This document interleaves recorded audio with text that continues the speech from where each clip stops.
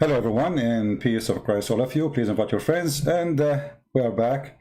I apologize, I was away for a few days, but I have to be away to do some important work.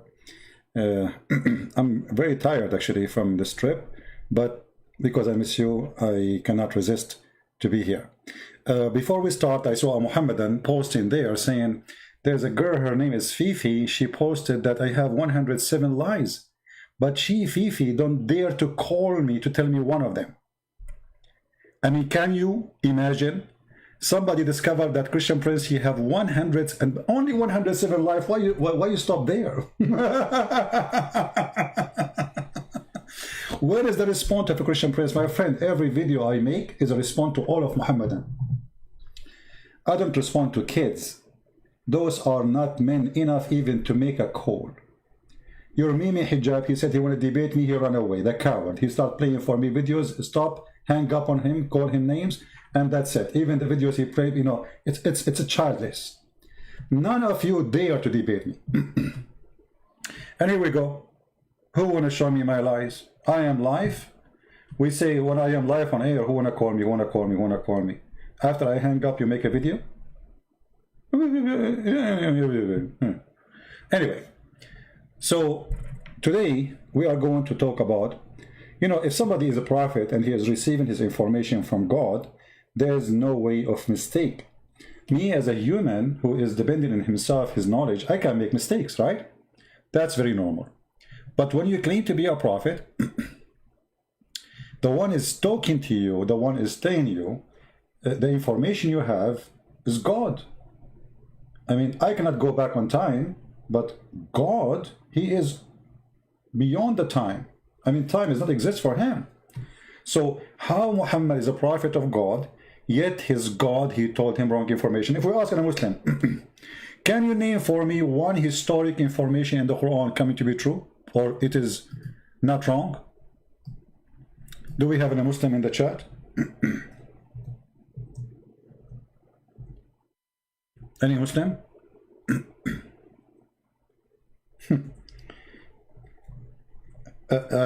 Just count how many times I'm going to ask how any Muslim.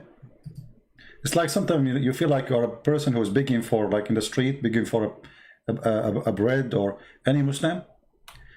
We keep saying any Muslim, and then after we go, they will say Christian Prince is lying. And in the best scenario, they will bring me a video of Zakir Naik.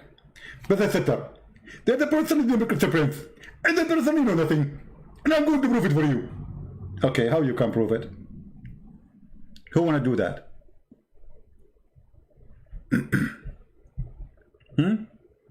Not a single historic date in the Quran or mention or a story is coming accurately. The names are wrong.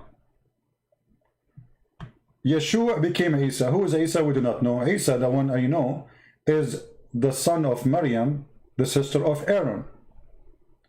So the foolish Muhammad, he thought that Isa, the son, or Isa, the son of Maryam, which is the nephew of Moses and Aaron, he is the same as Jesus.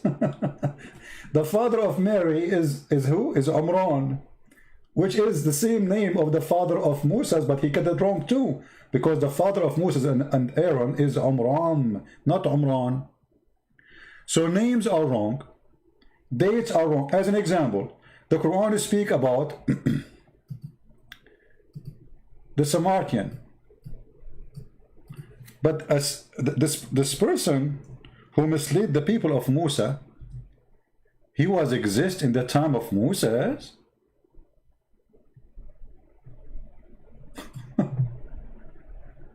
How Muhammad he got this information? Where this information came from?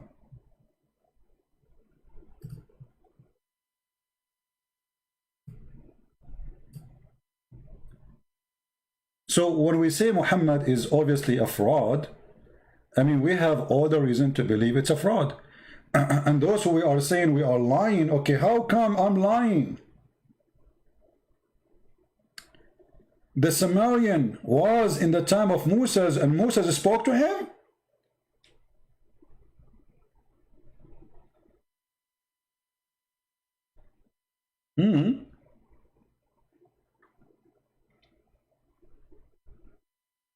Muhammad is very, you know, I mean,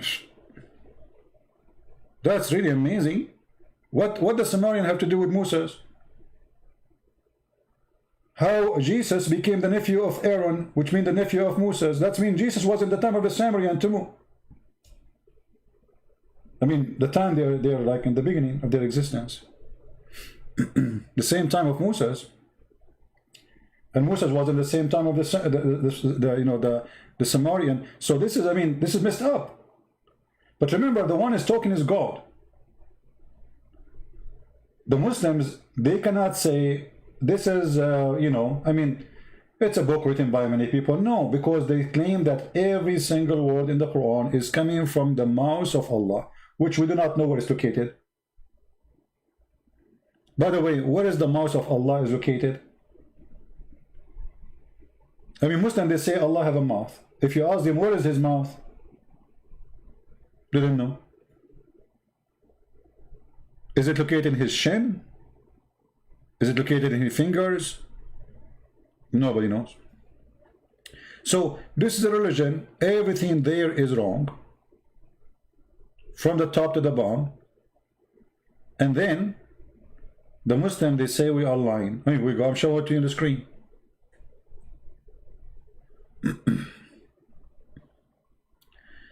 A church was hit by Azhari with the ballistic rocket in Armenia. My friend, the Armenian people, they should learn. They should learn. You see, this is what happened when you depend on others people to protect you. They were waiting for Putin to protect them. Putin had business. Obviously, he's doing business. He did not. So don't blame what they do to you. Blame yourself. I mean, what do you expect from the Turkish to do to you? They will give you hugs? I mean, hello? Learn from Israel. The Israeli trust no one. They don't trust their friends. They trust themselves only. Build your own forces, their own army, and get ready. You have many enemies. This is how you can keep peace. Peace only for those who have armies. Armies bring peace, not war. When you have no army, when you don't have enough forces, everybody will eat you. Anyway, we don't want to change our topic for today. Do we have any Muslims? And not only Israel is helping the Turkish Muslims in that war. You believe it? Georgia is helping the Turkish Muslims in that war, and Iran for sure will help, because the Turkish Muslims they are Shia in Azerbaijan. So Iran is fighting. Armenia is fighting everybody along. They thought the Russian would do something anyway. The Russia, they are watching. Anyway, do we have any Muhammadan here who would like to do anything? Who is a Muhammadan? Take it easy, my friend. Take it easy. No, you are not dependent on yourself. No, you are not. You are waiting for the Russian to do something. This is why they take you into surprise. You know, the Azerbaijani, they were practicing game war just 3 weeks ago before the attack, and you know that the Turkish, they sent a lot of weapon to them, and the Israeli, they sold them a lot of weapon. 2 months ago, there was a big article about it, big news, and the Armenian, they were just asleep. The same as the Greek people, you know. The Greek people, just 2 weeks before Erdogan sent his army to attack Greece, they were going to buy from the Turkish airplanes. You believe it? They buy from their enemy. I mean, they say he left as a donkey, never come back as a horse. This is what happened when you have a donkey president or prime minister. Anyway, not our topic. Always depend on yourself. Be strong, nobody will attack you. They attack only the weak. As simple as that. As simple as that. Islam always based in cowardness. When you are strong, everybody give you a hug, like Trump. We love you, Trump. When Trump, he went to Saudi Arabia, they brought him 65 Muslim king and president. And he was lecturing them about life. Why? Because this is America. They don't respect you, they fear you. Did you learn? This religion practice fear game. They live in fear. Even their worship is worship of fear. Why a Muslim he worship Allah? For 2 reasons. fear and reward. The reward is about sex. The fear, Allah will insert in their anus a long chain and He will make them barbecue. Anyone remember where is that can be found in the Quran?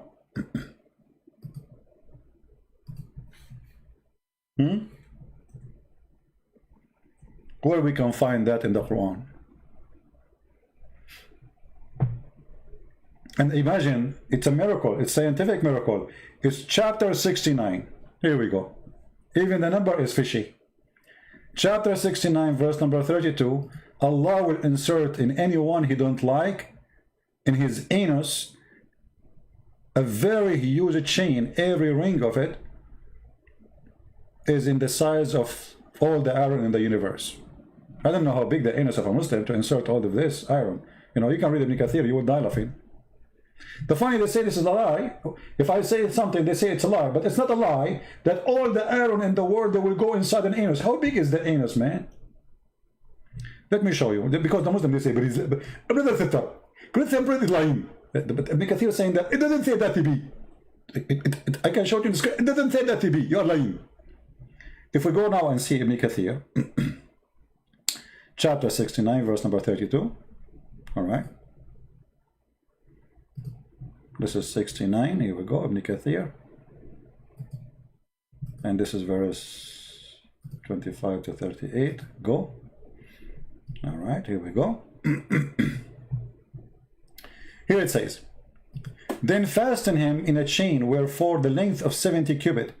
Ka'b al-Ahbar said, every ring of it will be equal to the entire amount of iron found in the world. If. Don't you think this is so small?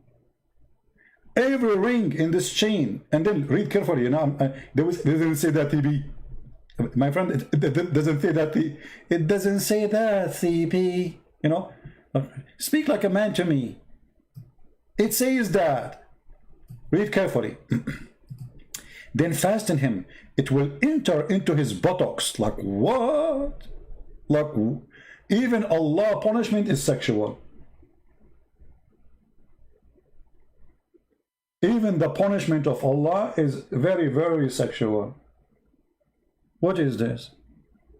In his buttocks?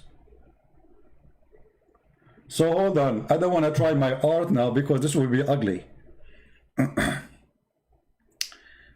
But imagine, just for the sake of education, guys, don't you miss me? Be honest, don't you miss me? Me myself, I don't miss myself, and I will show you why. Look at this. I mean, this is the guy who want to teach us about Islam. Look what he's doing in the screen. So this is the buttocks.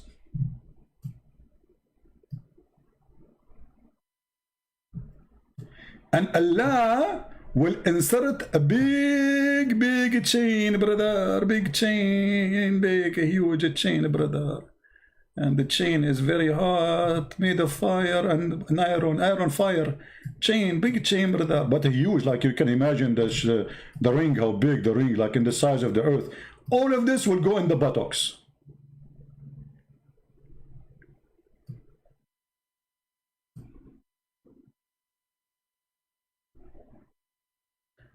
I don't know, maybe the anus at that time will be like flexible.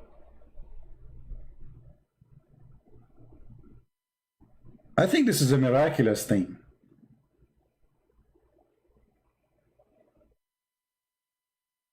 Any Muslim want to say so? And they will say I'm lying. I mean, it's in front of you.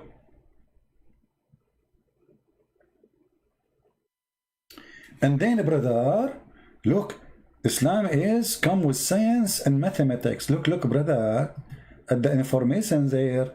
It says, brother, there. It will enter into his buttocks. Let me zoom in.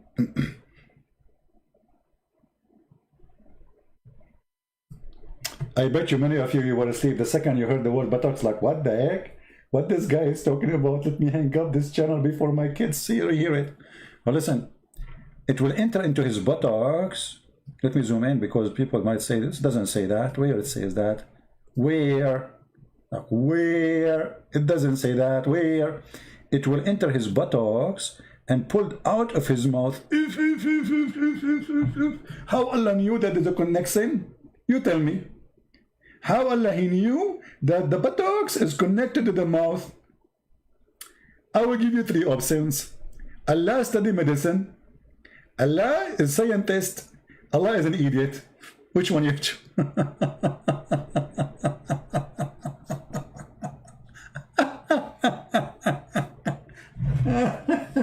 Unbelievable. Allah is the best and forget about the rest. Now, then they will arranged on a chain, just like locust, sorry, are arranged in a stick. It's a barbecue time. Al-Awfi reported from Ibn Abbas, it will be run into his behind until brought out of his, okay, hold on. It will be run into his behind, which means his, anus, until it's brought into his nostrils. Which one? You will make the chain split or what? I'm confused now because there's one chain. You like what? Anyway, things happen. You know, this is Islam.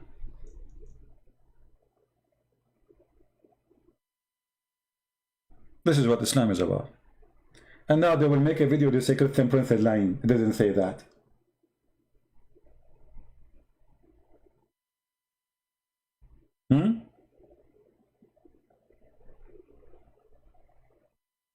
You want to kiss my head in the time of Corona? Thank you very much. Like, thank you very much, Toma. Toma is going to kiss my head in the time of Corona. Well, thank you very much. Hello. I appreciate that. Can you do it next century? Did you see the picture I posted in Patreon for when I was in the airplane? I mean, our science is a science of hypocrisy. They say you have to keep a distance, 6 foot, etc. The airplane, like every 2 seconds, keep the distance, please. Coronavirus 19, and then they put us in an airplane. It's full of people, and there's people like sardines on top of each other. I mean, keep a distance, keep a distance, keep a distance. You go inside the airplane, there's no space, and always, by the way, next seat next to me is empty. I don't know why, because I think because I'm an Arab. I love it. Especially in the time of Corona. Anyway, we go back. What was our topic? I forgot. Since this chain, it's story, I forgot everything. What's my name? I mean, this is scary, man. Chain, anus. Why Allah forget the testicles? I mean, why he is focusing in the anus? Sound fishy. We have an Abdul in the chat, so what I would do with him, let him chat. He's an Abdul. Welcome, my friend Abdul. So we go back to our topic. Can we find one reference in the Quran is not false? Anything. I mean, we're talking about history. Actually, the Muslims, Islam is the most confused cult ever. You ask the Muslim, everyone give you different answers. As an example, if I ask this, the Muslims who are in the chat, Allah is coming from. Guys, listen to that answer. Any Muslim would like to tell us where is the name Allah coming from? If you search on the internet, you will find Muslim making articles. Everyone give you his own fantasy. Allah means the supreme name of God. I'm not asking you name. We knew it's his name, but where it's coming from? What it mean? What is the meaning of Allah? Any Muslim knows? Brother, we worship a God, his name Allah, but we do not know what the name means. Okay, forget about Allah. You see here it says the word Moses in front of me. Okay, what Moses mean? Brother, we don't know. Okay, Maryam, we don't know. Aaron, we do not know. Abraham, we do not know. Isa, we do not know. Adam, we do not know. So what do you know?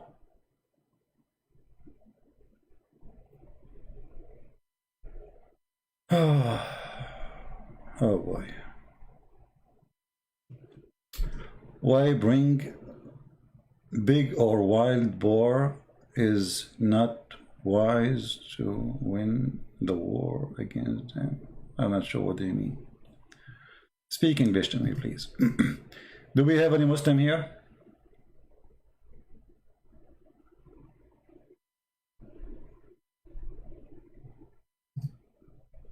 Any Muslim can tell us why Islam know nothing?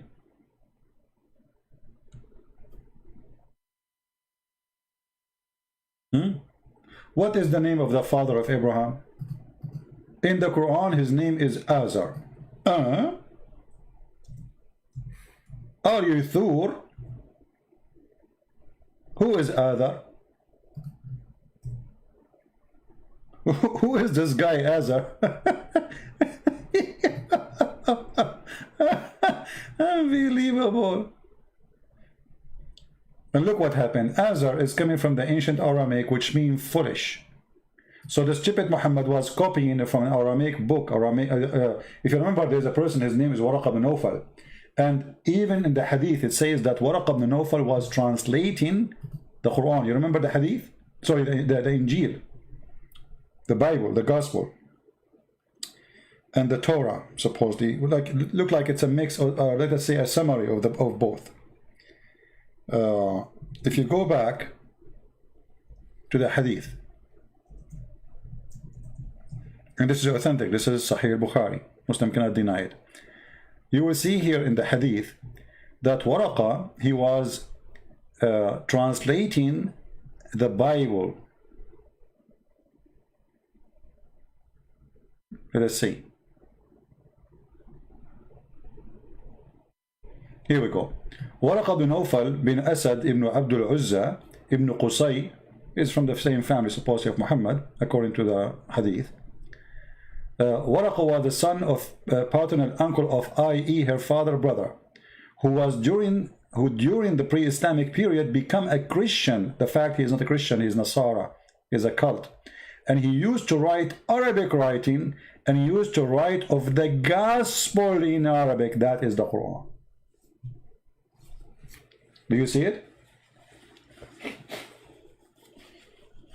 This is where Muhammad, he got his starting from.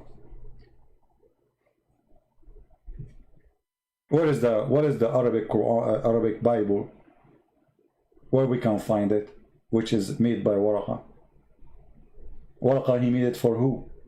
It disappeared? No, Muhammad, he took it. And Muhammad was so attached to Waraqa to the point, I believe, this is my own opinion, Waraqa is the real father of Muhammad. If you remember, if you have my book, The Deception of Allah, you will find that the sister of Waraqa, she offered the father of Muhammad, according to Muslims, not according to me. It doesn't say that, CP. She offered him 100 camel to sleep with her. I mean, don't you think this is, I mean, the Muslims, they exaggerate in their lies to the point you cannot believe it. She maybe, she offered him maybe a tail of a camel, maybe 2 kilo meat of camel, but 100 camel to sleep with her. Why?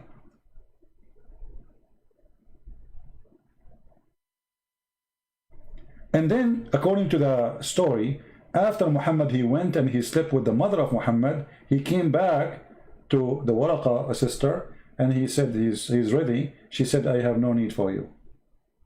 She knew he slept with her, so she don't want him no more. So it looked like Waraqa, he sent his sister to this man because he had a relationship with her to stop him from going there, because he is already sleeping with the mother of Muhammad. And actually all the stories support that, because Muhammad was born 4 years after his father's death. This is why if you search on the internet right now about the period of a woman delivering a child, for how long she can be pregnant, you will find the Muslim, they believe between 4 years to 10 years. Some they say even more. Why? Just because they want to cover what happened to Muhammad. How in the world Muhammad, he died, let us say Muhammad, he died in the year 2000. Sorry, not Muhammad. Muhammad, the claimed father, Abdullah. Even the name I believe is wrong. There's nothing called Abdullah. The reason I believe it's wrong, because if Abdullah exists as a name, then why he is, I mean, he worship Allah, why he will go to hell? His name is a slave of Allah. He worship only one God, his name is Allah, why he will go to hell? So in the Middle East, when somebody he convert to a new religion, or let's say his father, a person, his father is, let us say you became a king, and your father have a bad name. So what do? You change the name, and you will see many Muslims in the time of Muhammad, they changed their names after they became Muslims. They changed their names after they became Muslims. Actually, even the caliphate, they had bad names, and they changed their names to fit with the new job. So Abdullah does not exist. We do not know the real name. Muhammad was born, according to Muslim books, 4 years after his father's death, which they claim that this is the real father. If I search right now, let me do this. Because, you know, the Muslim, they would say it doesn't say that, CP, you know. It doesn't say that. Let us see.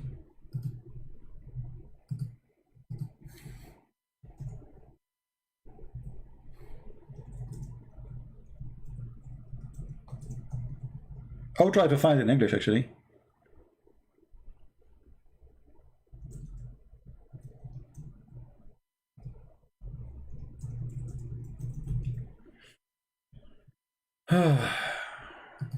Oh boy.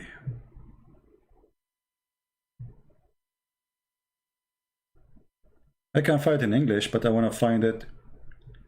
I mean, I can find it in Arabic, but I want to see if I can find it in English first.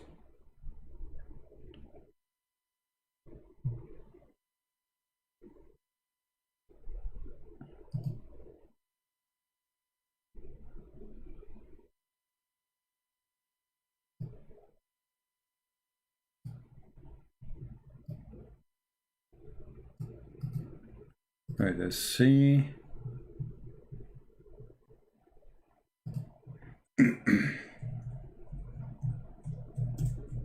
Because we find it in Arabic, I'm going to use Google translation. I prefer to find it in a good.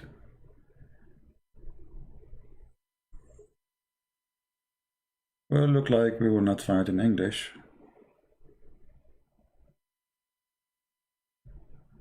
Let us see.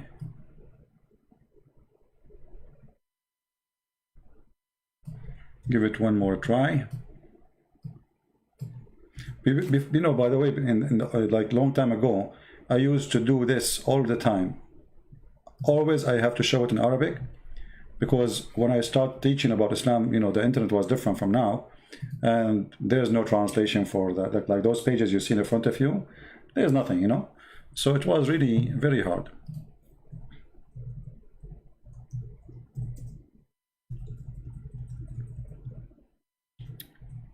I hate it when my keyboard is switched to Arabic and I am typing thinking that I'm searching in English.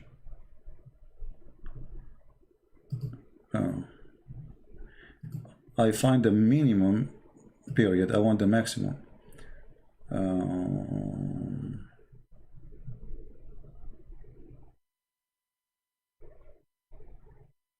Well, look like we will not find it, so let us find it in Arabic.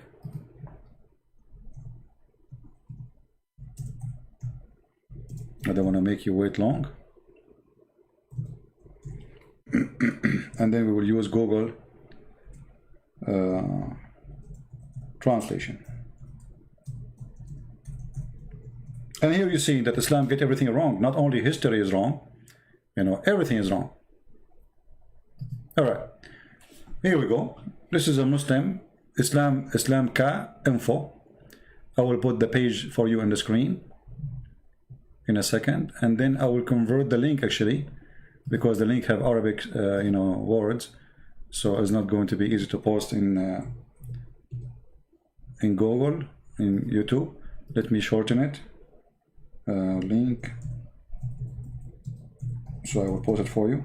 So Muslims don't say, where you get this link from? This is not true.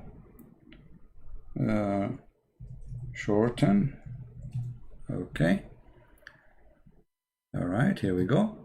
I will shorten it and post it for you. So all of you, you can do the same. I will do here if you want. You can just open the link and open it in Google browser, please, and then you can click on the page and translate into English or your language. I don't know what your language you speak. Like, you know, because I'm Arab, I speak all languages. Alhamdulillah, Alhamdulillah. You know? Yeah, like Prophet Muhammad, he speaks all languages except his own. Anyway, so look at this. أطول مدة تمكثها المرأة وهي حامل. The longest period time women she can stay in her pregnancy. So I'm going to click in front of you Google translation.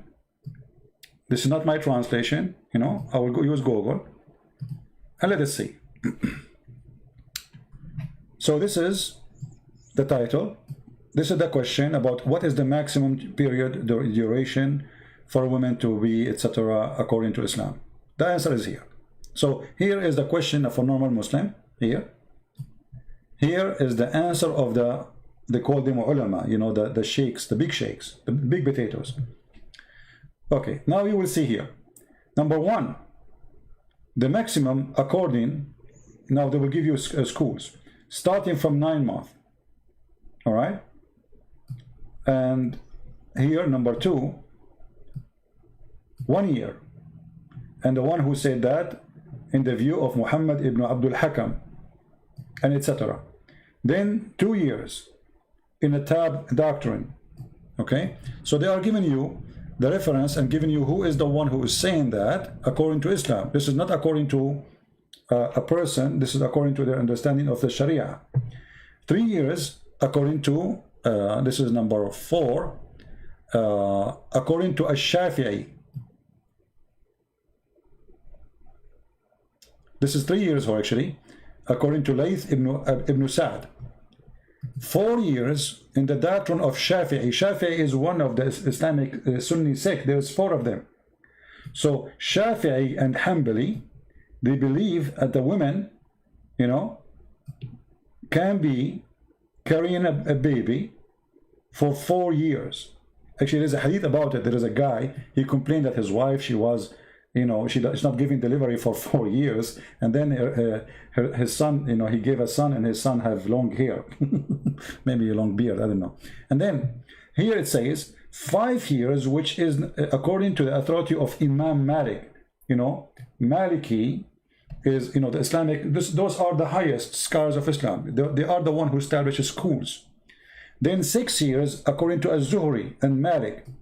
Then you see the number is increasing now. We started with 9 months, 1 year, 2 years, 3 years, 4 years, 5 years, 6 years, and here 7 years, you know, and then here 7 years according to this is number 7, Rabi'a al-Ra'i, and this is according to Az-Zuhri and Malik too. And then he says, and then number 8, there's no limit, brother. No limit. I love it, this one with no limit, you know, like, okay, imagine you were married one day and you divorce your wife, and then after 30 years she called you, she say, honey, come to the hospital and pay for the bill for the baby I just gave birth to him. You say, what baby? I divorced you 30 years ago and I did not touch you since then. She say, honey, don't you know according to Allah I can be carrying a child forever? And now the Muslim, they will say to me, it doesn't say that, CP. It doesn't what? It doesn't say that, CP. It's a lie. It's a lie. He's lying to you. This is your Islamic official website. This is your scholars. Islamic questions and answers. Those are the scholars. What we will do now? This is not a guy in YouTube. Those are your best. Forget about the rest. Huh? Do we have any Muslim want to say anything?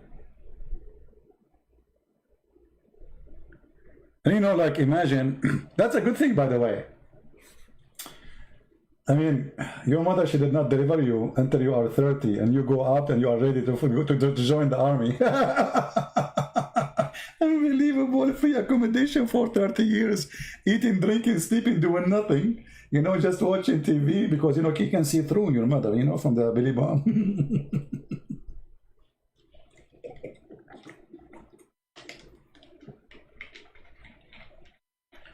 Do we have any Muslim here don't agree with his own religion?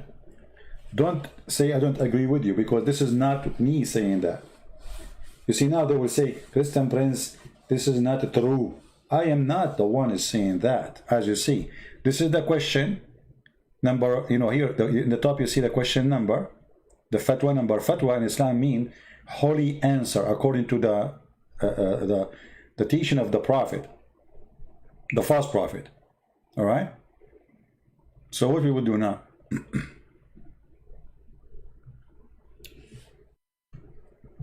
You are a question, you have a question. You are a Muslim, you have a question. Sorry, you are a question, you have a Muslim. Oh, okay.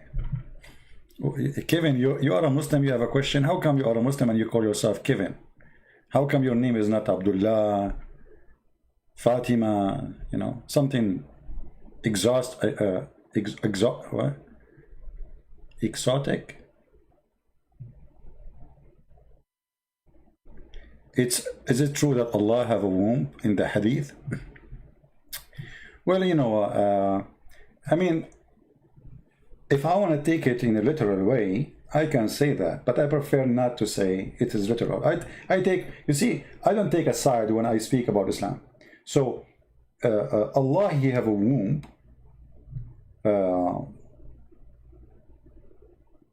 It's possible, but what we know for sure, confirmed, that Allah is empty from inside, so he cannot have a womb. Because if you ask a Muslim, who is Allah? All what he knew that Allah have a hand, Allah have a leg, Allah have a face, but Allah have no spirit. And when you say you have no spirit, it means you are empty. You are just what? I mean, maybe not totally empty, maybe concrete inside. We don't know what is inside supposedly, but there's no life in that. Womb is something living. You know, when you say womb, it's not only something living, it's something host life. So Allah cannot host life. Allah don't have a son.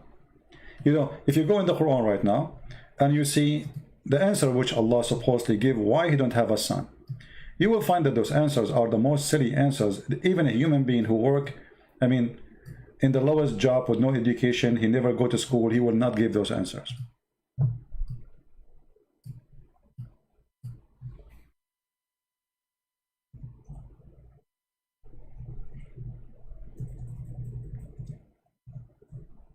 Even he use a low-class language to the point he don't say I don't have a wife, he say I don't have a girlfriend. Sahiba. Actually, sahiba is not even a girlfriend. You see, there's a word which mean companions, but not necessarily close to you. Like, you know, people you maybe say you enjoy their company, and there's people who they are close to you. Muhammad, he speak about the women. How I can have a son if I don't have a girlfriend? In chapter 6, verse 101.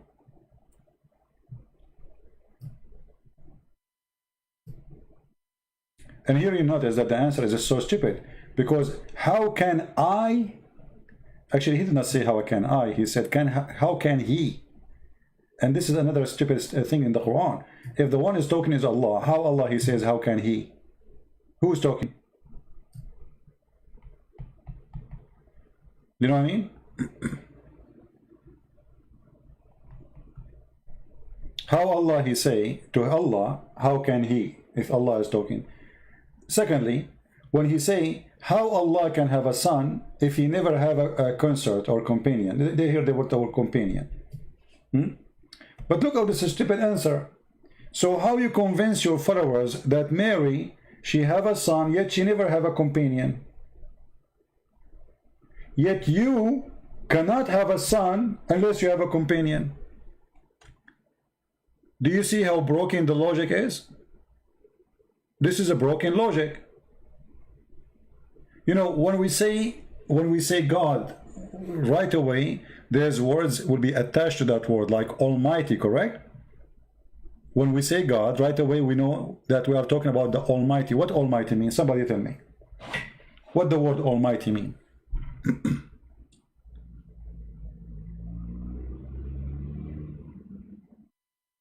Anyone can tell me what Almighty mean? Especially if you are a Muslim, please help us. What Almighty mean? Because if you are a person who believes in God and you do not know the definition of Almighty, that's mean you're a fool.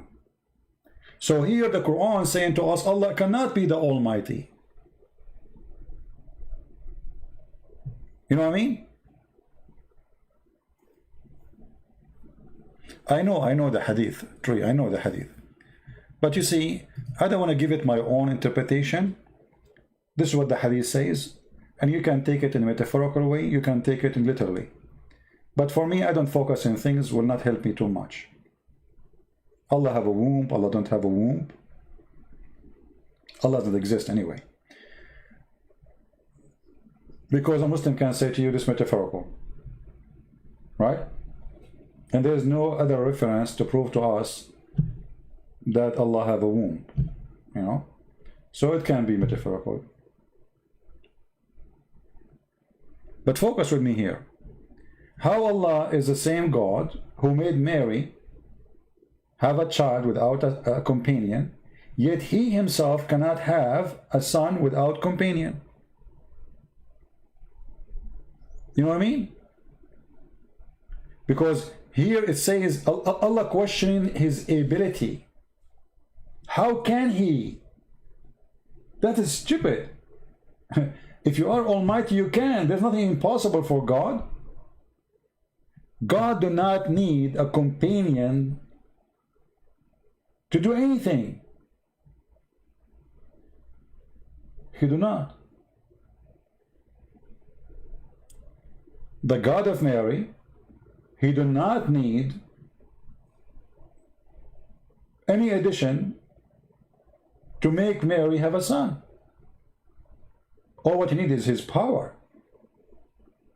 Isn't it God is the creator? Isn't it God is the originator? Isn't it God who do everything? So how come near God suddenly became in this ability?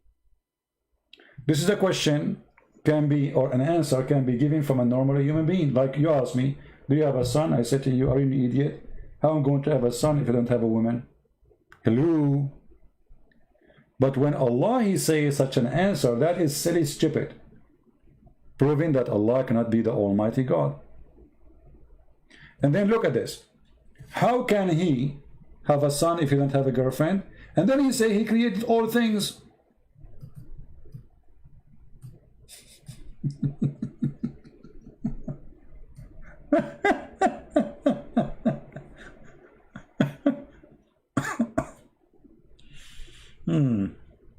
I mean, how, you just said you create everything. So why you cannot create a son? Say this is my son. You do not need a woman. Allah is the one who created everything. Okay, create somebody. Say this is my son. Let me introduce my son to you. Oh boy.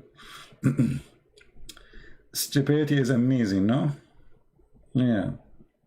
Somebody saying to me, CP is a, really is a goat? Why?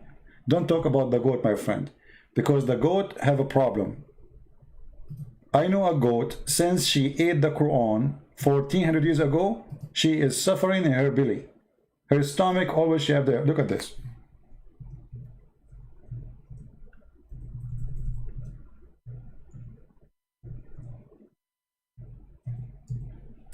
There's a video made by a girl, her name is Fifi, answering David Wood. And David Wood, he says the goat ate the Quran. Fifi answered, he said, no, we know the verses. Okay, I said to Fifi, can you recite for me the verses of 10 times breastfeeding for adult? No, we know the verses. Where are they? I want you to make a video reciting for me the 10 times the verse of stoning and breastfeeding. An adult 10 times was revealed. An adult 10 times breastfeeding revealed. Playboy magazine, 10-time breastfeeding subscription was revealed. And now what happened? The goat ate it. So, I mean, the goat ate the paper. Where is the Quran? The Muslims, they say, we memorize the Quran. Brother Fitter, Abu Tam can recite the Quran for you. You can't find the Christian, he recite the Bible. You idiot. All your Quran is not even in the size of the index of our first book in the Bible. Your Quran is so tiny. Do you know how big the Bible is? In order to put the Bible, which is the book of books, together, we have to make the pages so thin. Still, it is huge. So Muslims compare reciting their funny book to our book. Anyway, breast telling for adult. This is true. Allah, he went to his office. He said, today I'm going to send something very, very fun, and the men, they will love it. Oh men, my servant, from now on you can do breastfeeding 10 times for a woman. She is not your wife. And you have to suck them 10 times until you are satisfied. Satisfied? Like what? Until like I cannot take it no more.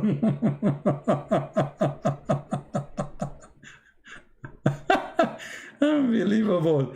You know, actually, I'm very upset that the stupid goat ate those verses. It's going to be so fun to have them in the Quran now. I mean, from all the Quran, she ate those. I believe that this story is kind of fishy. The one who ate those verses is the Muslims, not the goat. It was embarrassing, stupid, so they delete them. This is the truth. Because think about it. And look here, it says there. These verses were abrogated in the citation, but not in ruling. What? Where in the Quran it says we abrogate those verses? Where? And then he says, other hadith established the number of four stage. What four stage? We are talking about adult, you idiot. Oh boy.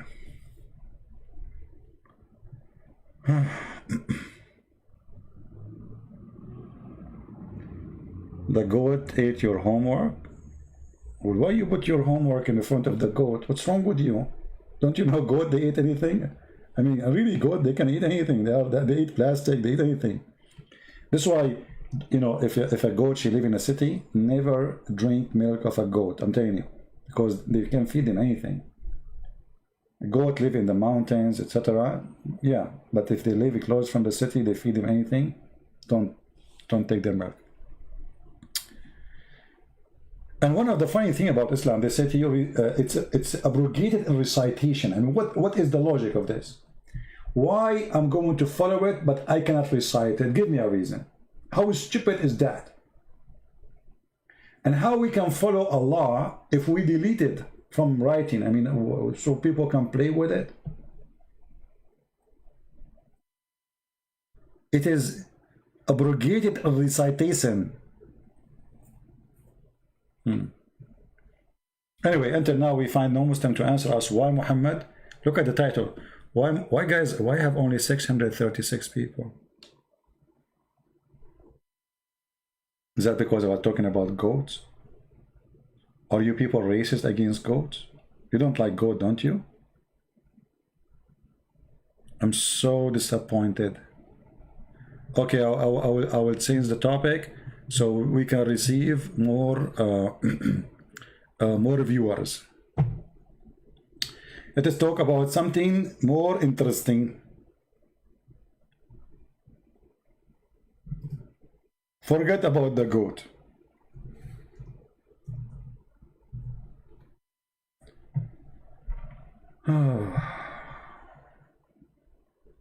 What I would do.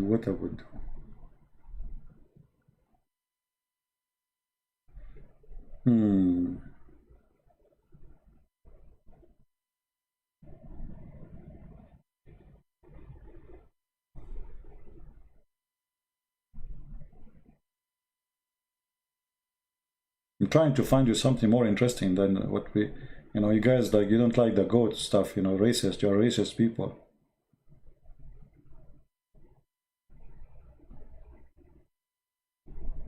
Oh, I found a story about Ya'fur, the donkey of the Prophet. I mean, the donkey is of the Prophet, he was a story by himself. You know, you hear about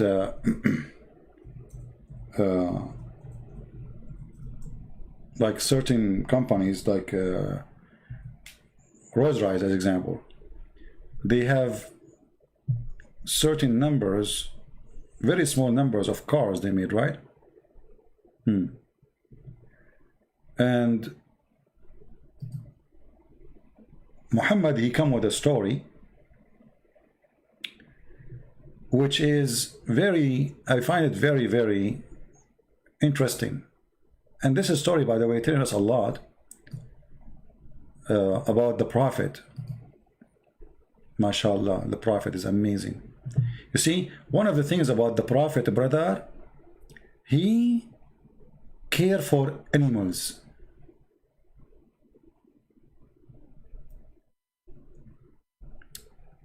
I want to find you the book, the story from Ibn Kathir.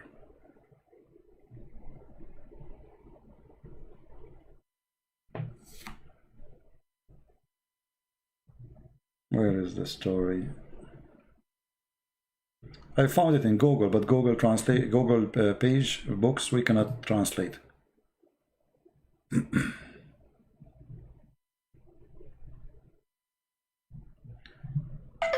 Let us see.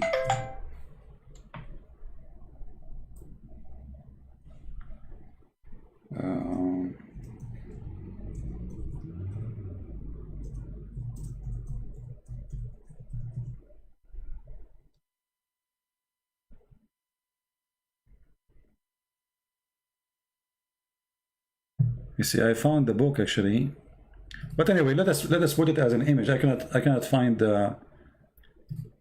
Let us do this.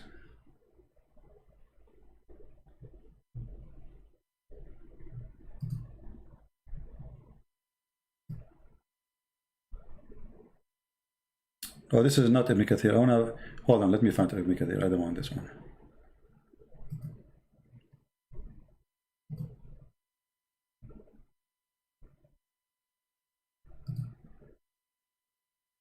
Okay, this is the book of Al-Bidayah and Al-Nihaya. If you remember, I made a cartoon about this story, and here is the reference. Here it says Hadith al-Himar, the story of the donkey. Let us highlight so you can see with me where I'm talking. The story of the donkey. Here it says, we've been taught by etc., etc., etc., when Allah, he opened, which means he occupied land, you know, the thief Muhammad, at Khaybar. He attacked Khaybar. And he got his shares. And from his share, he got 4 a pair of mules and 4 pairs of sandals and 10, I don't know what the translation for the word in like ounce of gold and silver, and a donkey, a black donkey. Then he says the Prophet, he spoke to the donkey. Oh, sorry, the Prophet, he spoke to the donkey, and he said to him, "What is your name?" The donkey, he said, "Yazid ibn Shihab." Allah, he made from my seed, from the seed of my grandfather, 60 donkey. All of them, no one ride them except the Prophet, and no donkey left from my grandfather except me, and no one of the Prophet except you, and I was waiting for you to ride me. And I was owned by a Jewish man, and I used to make him feel down in purpose, and he used to make me hungry, and he hit my back. And the Prophet said, I call you Yafur. Oh Yafur. The donkey said, I'm here, Prophet, for you. The Prophet said, Atashtahi al-inath? Do you like females? He said, no. The donkey said no. And then at the end of the story, it says when the Prophet, he passed away, the donkey, he committed suicide. And that would make him the first suicide. Oh, you know what? You guys, you don't have a screen. It's my fault. Man, I can't see. Sorry, guys. I was highlighting all this time and the screen is off. It's my fault. Okay, we have to do it again from the beginning.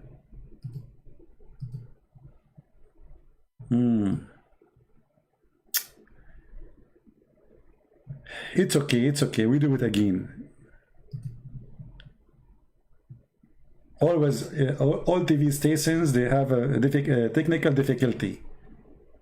All right. Now you see it. Now you have no excuse. No screen, no screen. I get no screen, no screen. Okay, I wasn't looking. All right. So anyway, the story is here. The reference is here. This is Ibn Kathir. And the Muslim, they will say, you know, it says it's denied by many of the scholars, but, you know, it's in your books, you know. So here the story where it says, when Allah, he opened for the Prophet at Khaybar, which means he occupied Khaybar and he raped the women and he killed the men, he got 4 pair of mules and 4 pair of shoes or sandals and 10 ounces of gold and silver and a black donkey, ومكتل, how to translate that? I'm not sure.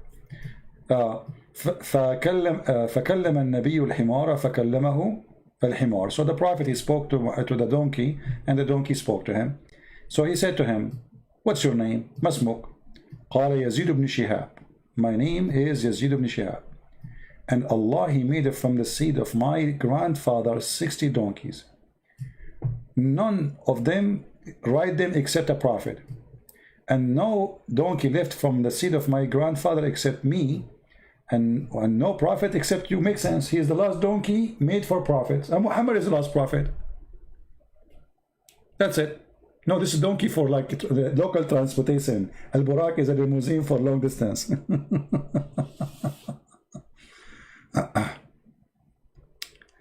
Slowly speak. I am from Pakistan. Okay, Paul. Sorry, my friend.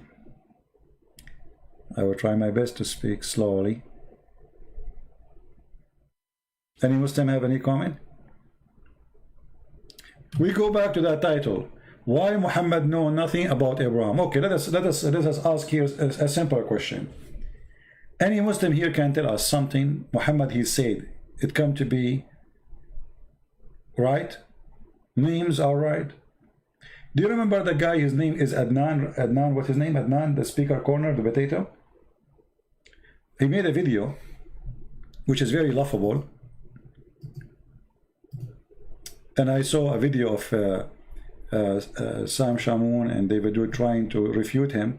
But you see, most of the Christians, when they refute, they don't know really, I mean, they go around the issue because when you do not know Arabic, that will make it so difficult for you. If you go in the Quran, you will find he was speaking about how the Prophet, he discovered that in one time in the Quran, Allah, he says a king, and one time he said Pharaoh. Huh? How you knew that? History proving that at that time there was no Pharaoh. But the Quran says clearly and proving to us that Muhammad is a stupid person. According to Muhammad, Pharaoh is a name. How we prove it?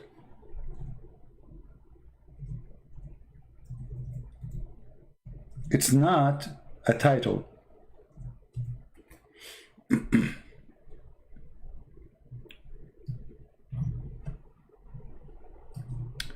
وإذ أنجيناكم من آل فرعون.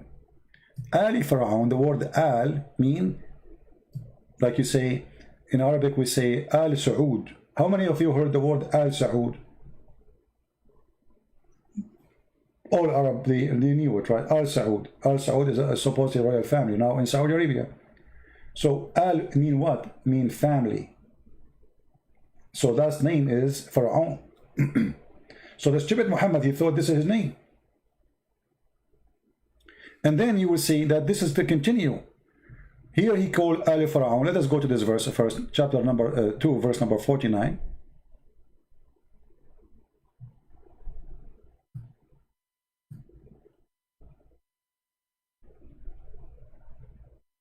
So in the translation, look what it says.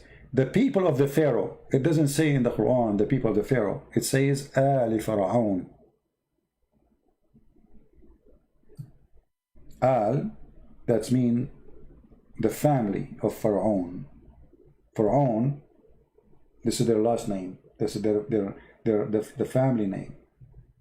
Or let us say, this is the name who belong to the person. Saud, as an example, Al Saud, he is the grandfather of the family who is ruling now. So they call themselves what? Al Saud. So Muhammad, obviously, in the Quran, he thinks that Pharaoh is a name. Let us give another example. Al Ibrahim. Al Ibrahim. Okay. فقد أتينا آل إبراهيم الكتاب. Okay. أتينا آل إبراهيم الكتاب. What آل إبراهيم? آل إبراهيم, the family of Abraham. Chapter 4, verse number 54. Okay. And look here in the translation, the deception. Look what it says. The same word al, they translate it as a family. Do you see? The same word. Go back. Just to show you, we are talking about the same word. This is the same word in yellow as you see it. Do you see it? The same word. I will take a screenshot so we can compare between them. The one in yellow. Give me a second.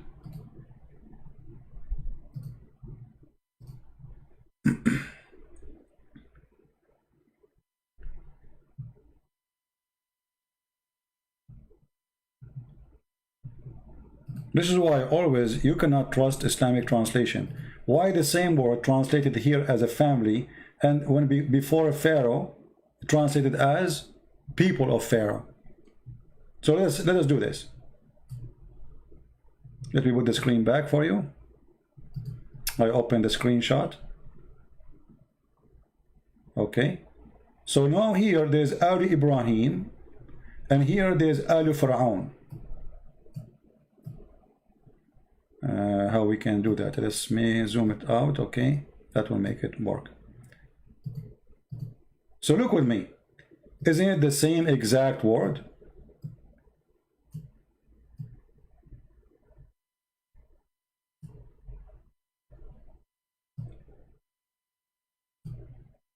Do you see them?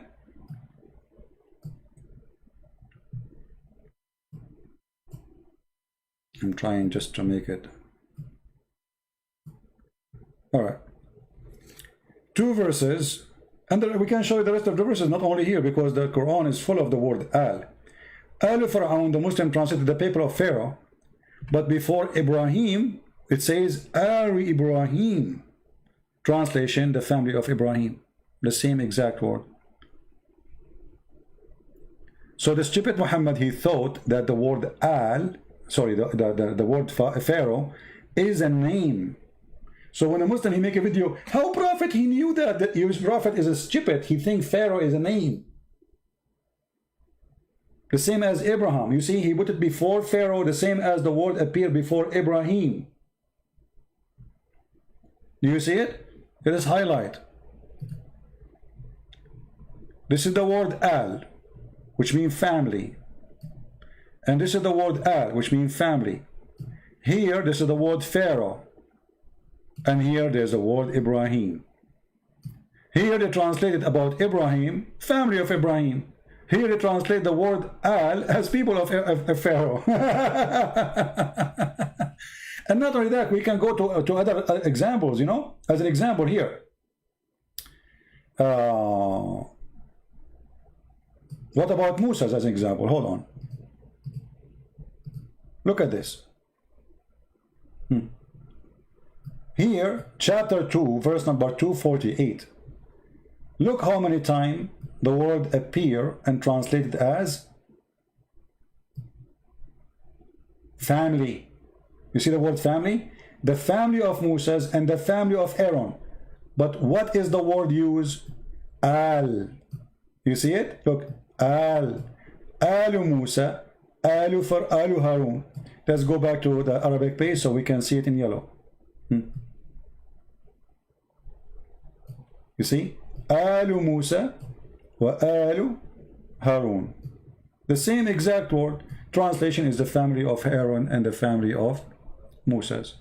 So this stupid Muhammad, he thought Pharaoh is a last name or a name of a person, and he is calling them the same as the rest. I will give you another example, more clear. There is a famous chapter which is speaking about Jesus and Mary, etc. It's called what? Al Imran. Do you remember it? Chapter number 3. What the translation for it? Look, it says here Al. Look. Do you see it? Stupidity is amazing. Al Imran. Family of Imran. So when you put the word Al before Pharaoh, you idiot, you are making Pharaoh a name. So this donkey, he made a video speaking about it, and David Wood and Sam Shamoun do not know how to answer him, supposedly. The answer is here, my friend. Come to Christian Prince. I will give you what you deserve. Why I cannot speak Arabic? Who said I cannot speak Arabic? Who told you that? I mean, all this time we are reading Arabic and you are saying why you cannot speak Arabic?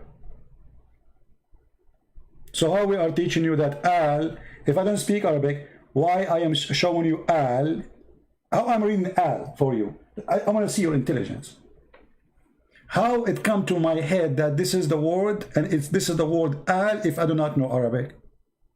Why you are not speaking Arabic? Why you don't speak Arabic? Why you do not know Arabic?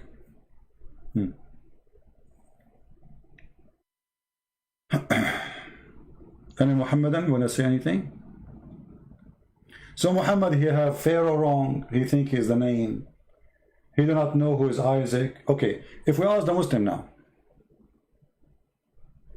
you cannot even count properly in English. No, I cannot. Do your prophet know? I mean, just to show you how Muslims, they say statement which is embarrassing for their prophet.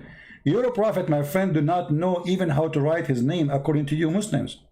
So you are saying to the people here, if somebody do not speak good English, you should not listen to him. That's mean you are a donkey because you are listening to me. Number 2, you are stupid if I am not worth of listening and you can understand what I'm saying. So how you are having a conversation with me?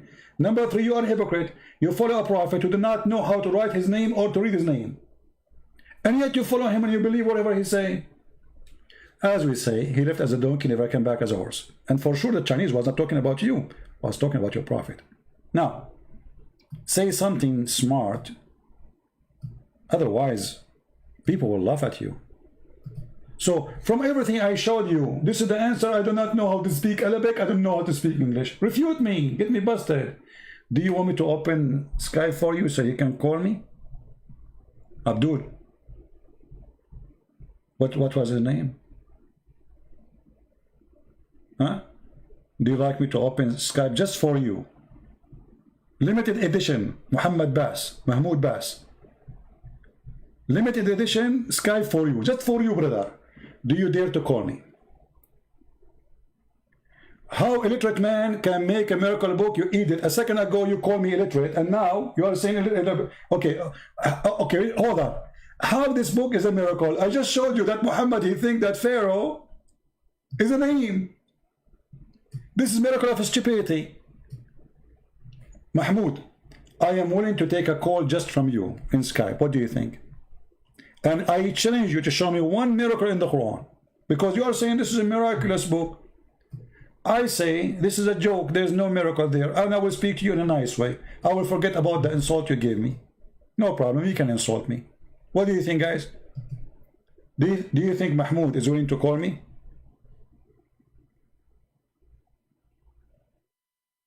Shall I go on Skype for you, Mahmoud? I am not in Skype yet.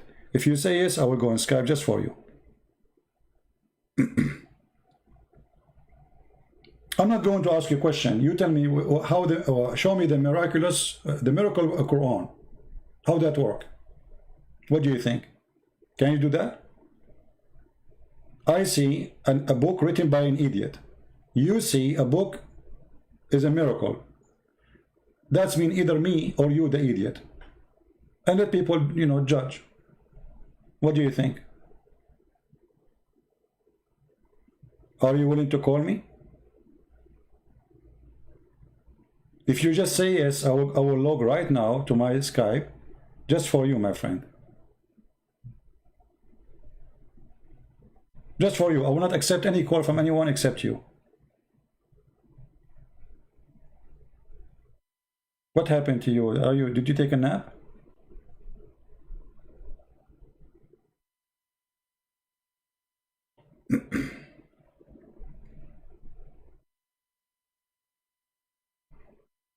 So what if the Bible speaks about Pharaoh, but doesn't say that Pharaoh is the name of a person? Pharaoh is a title. So what? Here, Pharaoh became a family name. That is stupid.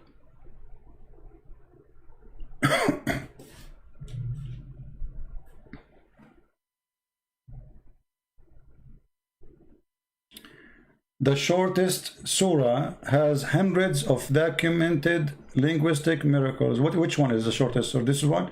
Actually, just to show you how stupid the Quran. How this can be from God. The shortest surah, right? Which one? I mean, this is a surah. This is a surah. This is stupid. A God who believes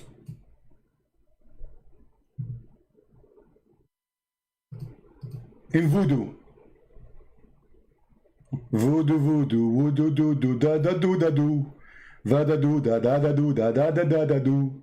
Da, da, do, da. And look at the translation. Look at the funny translation. Where is the knots? What happened? Look, and from the evil of those who practice sorcery. It doesn't say that. It says from وَمِن شَرِّ النَّفَّاثَاتِ فِي الْعُقَدِ. Change the translation. Just to show you how they lie in their translation. I mean, you cannot find a decent person, you know, to translate the Quran. Look, we just change the translation to Muhammad Hilal Khan. And from the evil of the witchcraft when they blow in the knot. Blow in the knot? Your God Allah saying, I seek refuge from the evil of the witchcraft when they blow in the knot? That's not.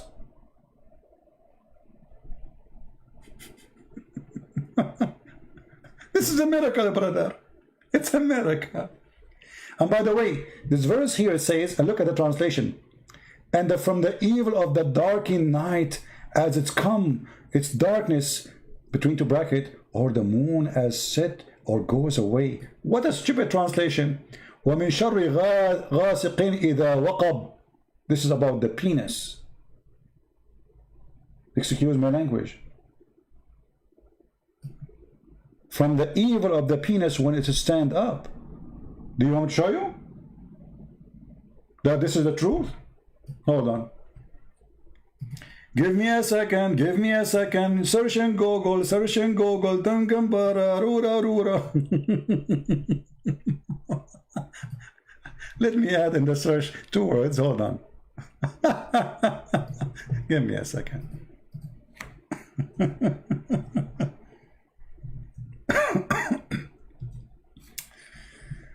Oh boy.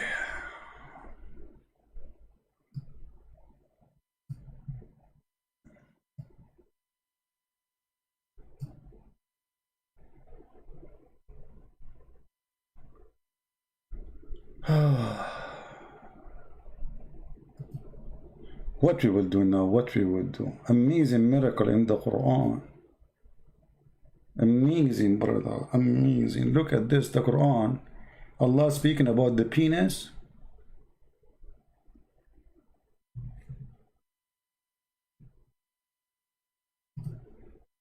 Hold on, give me a second. Let me find the reference.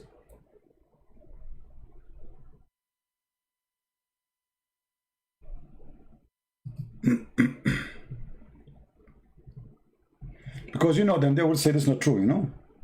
You know them. You have to show the reference.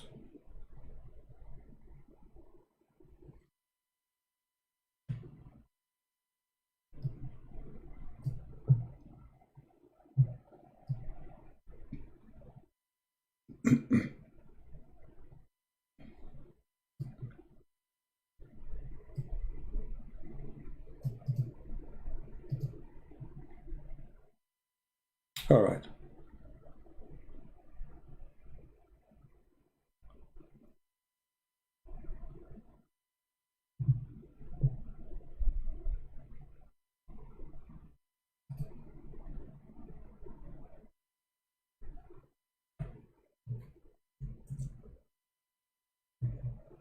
We will be there in a second. We are trying to find the interpretation, official interpretation, Islamic website for their scholars.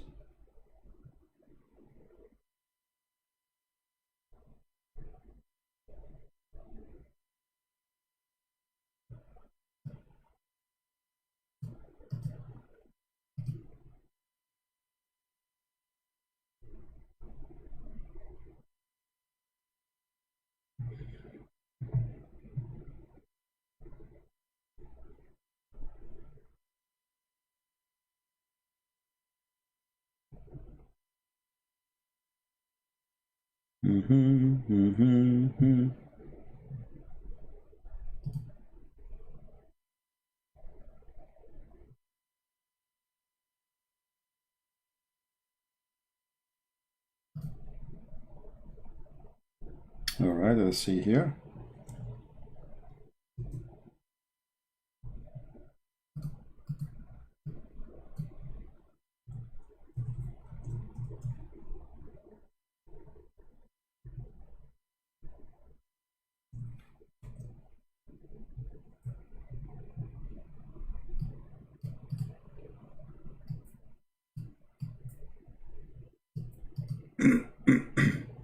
Who is a Muslim was willing to call me, and I will vote for you, and you read it for us?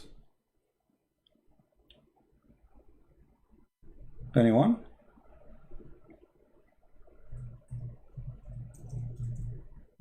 And how that can be miraculous? You are a Muslim, you want to talk in Skype? Okay. Let me open Skype. Just, you know, give a chance for somebody. Let us see.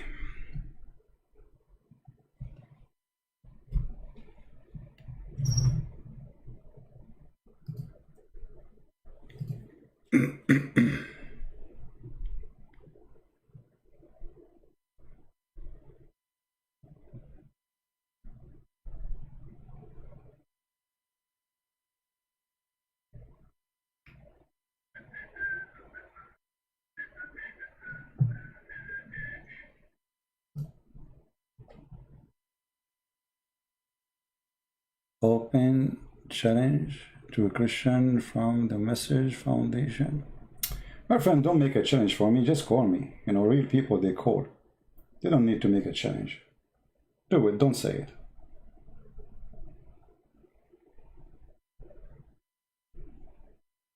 This is potato talk. You know potato talk? If somebody wanna debate somebody, he called. Hey, challenge, challenge. Here you go. Here we go, we'll open Skype.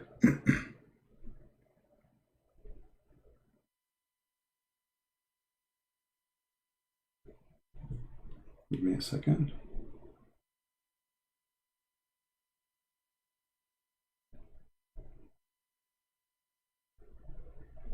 And what is that Mrs. Fandosin? That's not a person? Foundation?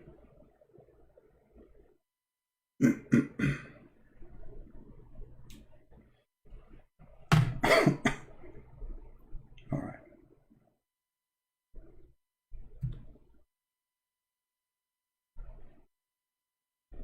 Okay, we are logging in Skype right now. Give me a second.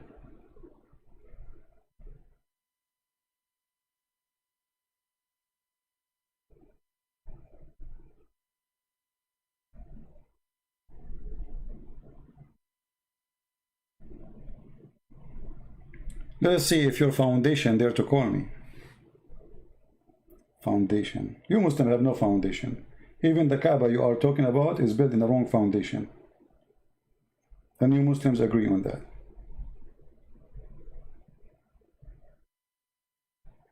All right, we are in Skype.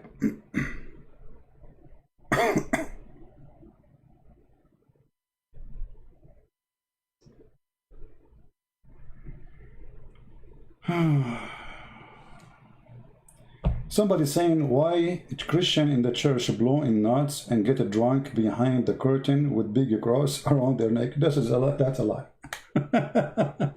If somebody do such a thing, he's like your prophet. I can show you from the Quran that the Quran is saying the Muslims, they drink and they pray. It's in your Quran. Here we go. For the one who said that. A Muslim sending me a message in Skype saying, where is the Muslim want to call me? Call me. This is documented in the Quran that you Muslims, you go to the mosque praying and you are drunk. And when the people, they start making fun of Muhammad and his religion and his followers, so Muhammad, he made a verse saying, oh please Muhammadan, don't approach the prayer, salat, when you are drunken. Do you see it? It is you Muslims who used to pray behind the Prophet, and this Prophet is a drunk and his followers are drunk.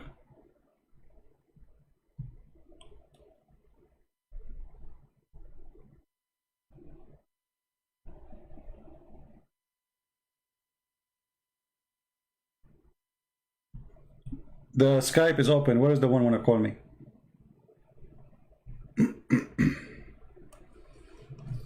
Where is the one he said he want to call? That settings. Where is the settings are? No screen? No problem. Here we go. Do you see it? This is it, chapter 4, verse number 43.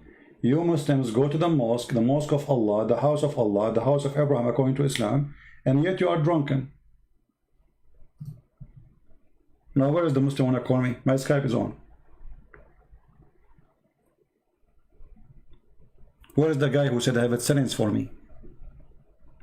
Guy, the screen is on. That's it. Take your time. It's okay. It's okay. I will make a song. It's called No Screen. Where is the one want to call me? Skype is open. Are you willing to debate someone in Arabic? Sure, I can debate in Arabic, no problem, but we have to translate. Because as you see, the audience are people who don't speak Arabic. Maybe few like speak Arabic. But I have no problem. If you have a big shaky, you know, I would love to. Well, we will debate in Arabic, who cares?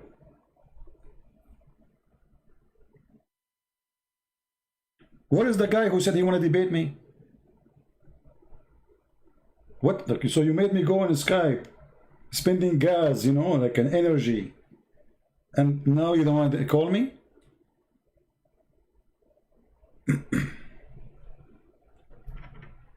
What is the foundation?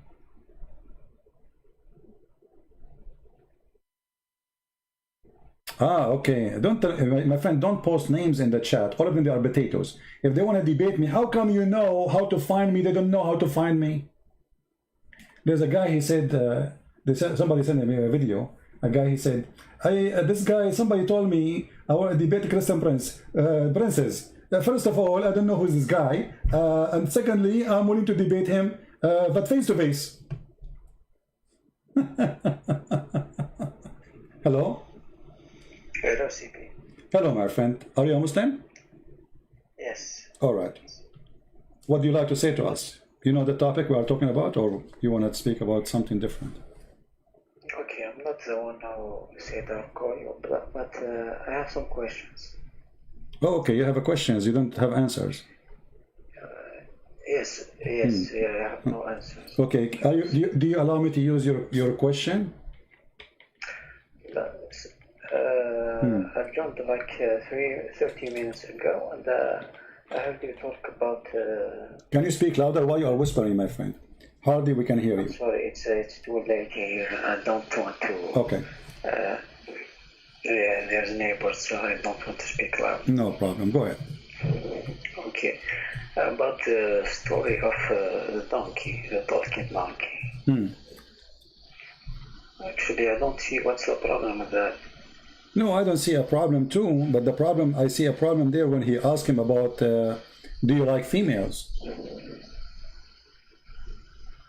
Yes, what's the problem about that? I mean, why Muhammad is asking such a question? Like usually donkeys, they like male, they don't like females. I mean, is it the natural of a donkey, the natural thing, even for a human to like females? So why is asking a donkey? I mean, this is the first time you speak to a donkey. You don't ask him about, okay, I mean, imagine how nice, exciting to speak to an animal. But the first question you ask him about, do you like to have sex with female donkeys? What do you think? Okay, but maybe the point of the hadith, but maybe it's about talking. I don't know. Maybe it's about homosexuality, or I don't know. About what? I don't know. It could be about homosexuality. Are you a Muslim? Yes. Can you say the Shahada?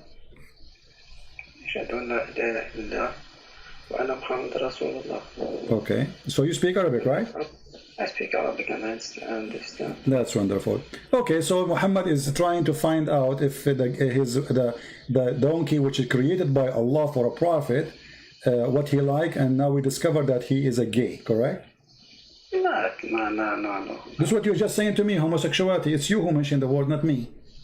Yeah, of course, but before I said it, I said it could be about... Okay, no problem. It's you who said could be, not me. So remember, I'm using your words. It could be. But remember, yes. The donkey, he said that Allah, he created 60 donkey like him, and he is a special made by Allah for a prophet. So Allah, he created donkeys who they are gays. No. It's you who said that, my friend. It's you who said it could be about homosexuality. So now you said that you don't want to use it no more. So why you mentioned the word homosexuality if you don't want me to use it? No, don't twist words. I said it could be. Exactly, it could be. So, but it's confirmed he is, because he said no. No, you can't say it could be. And after that... My friend, the donkey, he said, when your prophet, he asked him, do you like females? The donkey, he said what? He said no. Correct? Sorry, I just mute you because... To what? Okay. Just mute YouTube because okay. I hear it up. All right. I forget about the first one. Anything else you wanna add to what we are saying? To what you heard? About the Pharaoh thing. Yeah. Okay. The Pharaoh thing. Okay. What about it? Yes. You said that Muhammad believes that there is only one Pharaoh. Yeah. No, not only. I didn't say he believed there's only one Pharaoh. I said he believed it's a name. Yes. As long you speak Arabic, what the word al mean? Al. When I say Alu Saud, what does that mean? It could be. It depends on the context. Okay. If we add the word al before a name, what that will make it? Contact. Give me an example where the al appear before anything except a name. Can you give me an example? No, you cannot. So al always appear before a name, singular name of a person. Alu Ibrahim, Alu Musa, Alu Harun. Read for me chapter 2, verse number 248. As long as you speak Arabic, I want to take advantage of your Arabic reading. Here we go. وَقَالَ لَهُمْ نَبِيُّهُمْ, etc. And here it says, آل موسى وآل هارون right? I don't see it. I don't Okay, see you can open your Quran in your hand, you know, I mean, chapter 2, verse number 248. You can open it your phone, I don't know what you're using. So, Alu Musa's wa Alu Harun. Okay. Okay, so what Alu Musa's mean? Family of Musa's, correct? Musa's is a name. The word Al, so we use the word Al before a singular name. Musa's is a person, his name is Moshe. Aaron is his brother. Alu Musa's wa Alu Harun. Same for Ibrahim. Wa Alu Ibrahim. So you will find all the Quran saying the same. Alu Ibrahim, Alu Musa, Alu etc. Alu Yaqub. Here we go. Ali Yaqub. Do you see Ali Yaqub in chapter 12, verse number 6? The family of Jacob. So Jacob is. So what we learn that the word Al is mentioned before a singular name. Jacob is a person. The word Al before it, speaking about the family of Jacob. So when you see, here we go on the same page, we have Al Yaqub and Al Fir'aun. What about Al Lut? Al Lut. Lut is a person, right? This is his name. Chapter 15, verse number 59. Okay, I'll ask you a question. You ask me a question. Okay, when it talks about the Pharaoh, about which Pharaoh it talks? Well, obviously, Muhammad, he knew only one Pharaoh in the time of Moses. Okay, I'll ask you the same question for the Bible. In the Bible, when it talks about the Pharaoh, the Pharaoh is a person who lives in a house. This house belongs to the king. Let us say it's a title. It's like a job. It's not a person. Yes. Whoever lived there, whoever lived. Okay, so the Bible never said that this is the family of etc. This is the name of a person. Pharaoh is a name used, or let us say a title, like let's say president. So what your prophet he did, let us say President Trump. So what your prophet he thought, he think the word president is the name. No, but when you talk about a certain period. Exactly. So here you see, my friend. Okay, hold on. As long as you are talking about period, all right? Yes. Let me ask you. In the Quran, it says that the Samiri, he was exist in the time of Moses, and Moses exist in the time of Pharaoh. But what year was the Pharaoh, and what year was the Samiri? Listen, my friend. When don't change topic. Listen, we're going to focus on this. Okay. No, I'm not. Here we go. In chapter 20, verse number 85, chapter 20, verse number 87, chapter 20, verse number 95. All of them, they speak about the Samaritan. Okay, the Samaritan, he was exist in the time of who? In the time of Moses, according to the Quran. Is that accurate? And that make him exist in the time of the Pharaoh. What translation you like to put for you, I would put for you. You speak Arabic anyway. So how in the world the Samiri and the Pharaoh and Moses all exist in one time? Do you know?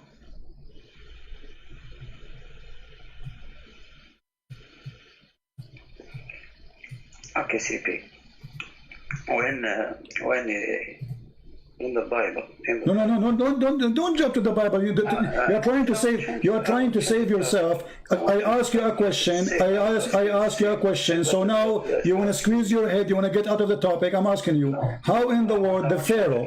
How in the world the Pharaoh, and the Samaritan and Moses are exist in one time? Calm down. I'm speaking slow. I'm calm down. I'm asking you. I don't want to change topic. Why you want to change topic? Yes, I want to know how the Samaritan is. Okay. Do you have Google? Yes. Okay. In which time the Samaritan will exist? You are changing it.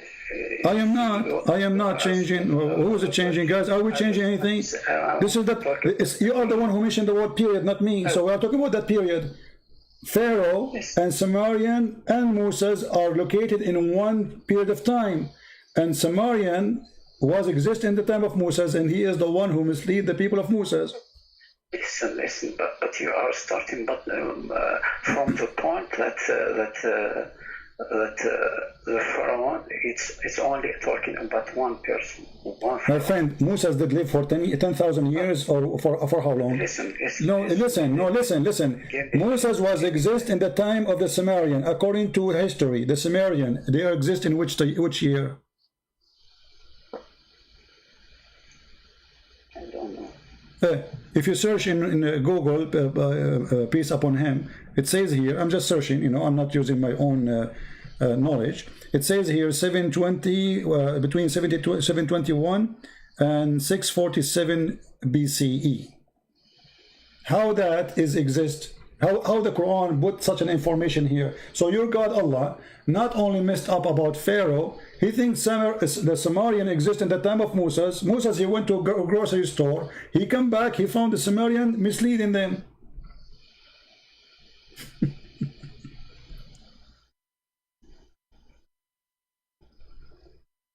How Allah is God, but he do not know history? I mean, if the one who knew history, I mean, the one who is ignorant about history is God, that means Google is better than Allah, because Google is giving you correct answer. Here we go, little search, it shows you numbers, exact numbers.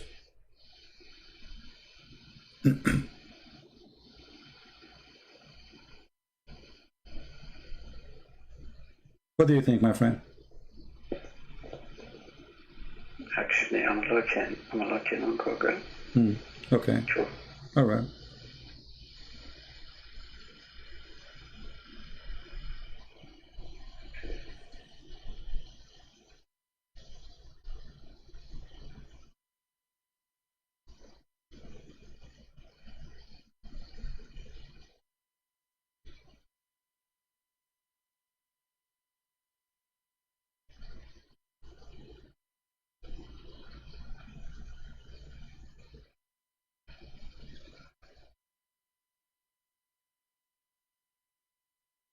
I'm not a historian. I'm not like a person who claims to have knowledge. I just search in Google. It says this is, you know, this is cannot be true. You know, there's the big mistake here, and this is God talking. You Muslim, you claim that every single information there is Allah speaking word by word.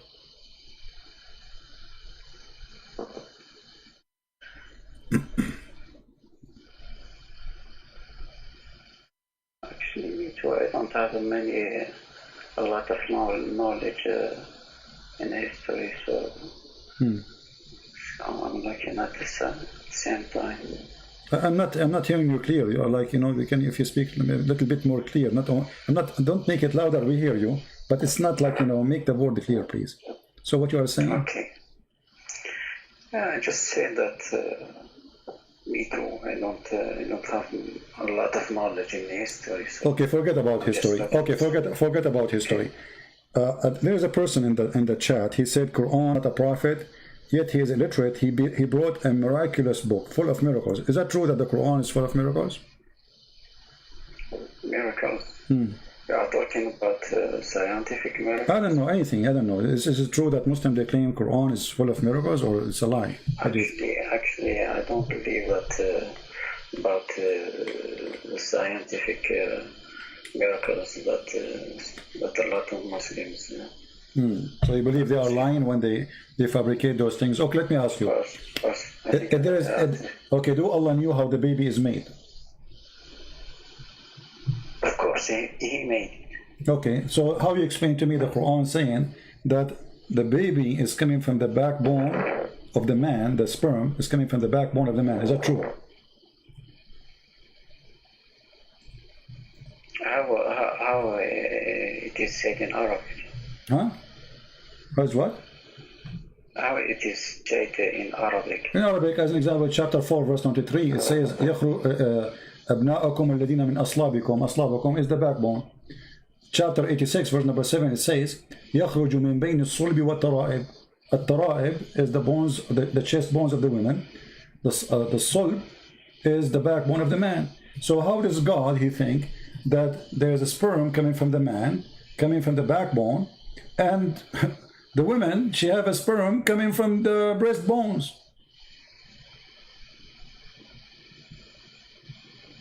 where it is said about the woman. Chapter 86, verse number 7, and this is your Islamic translation. يخرج من بين الصلب والترائب.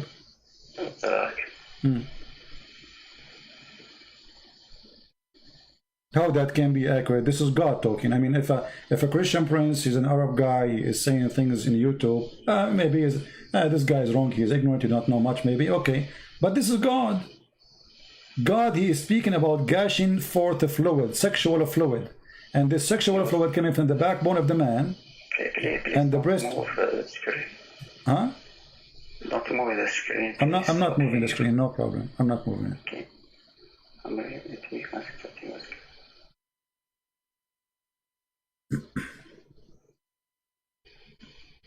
It was created above from gushing liquid.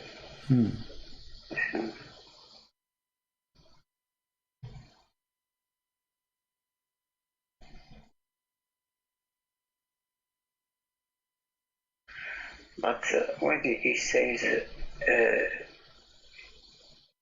no. What? Actually, for a moment I thought that it was talking about Adam and Eve. My friend, you speak Arabic. At-tara'ib, you can go to the dictionary. At-tara'ib is the bones, the upper side of the bones, the location of the necklace of the chest of the women. So, يخرج من بين الصلب والترائب. الصلب is the backbone of the man. At-tara'ib is a bones which is located in the upper side of the chest, specifically in the location where the neck meet with the bones of the chest. So according to your God, there's a gushing forth fluid, which is sexual fluid, and that what make the baby. فَلْيَنْظُرُ الْإِنسَانَ مِمَّا خُلِقَ مِنْ مَاءٍ دَافِقٍ. It's a gushing forth. It's like this is the orgasm.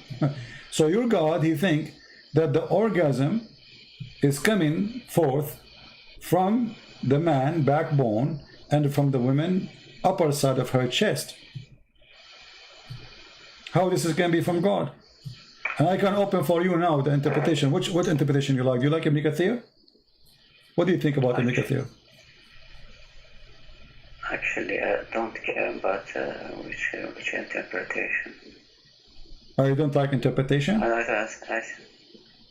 Actually, I like to think about myself. Ah, you like your own interpretation. Okay, give me your interpretation. Here we go. Okay, actually, I'm looking. I'm thinking. It's good to think. Why not? I mean, thinking is a good thing.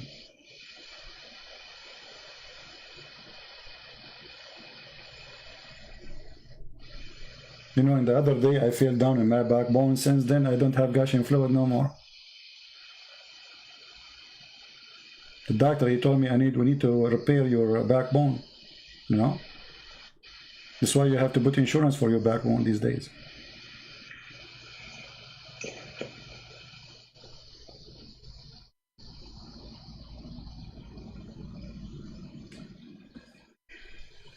My grandfather, he hurt his backbone. You know, that's why he could not have kids. Only 96.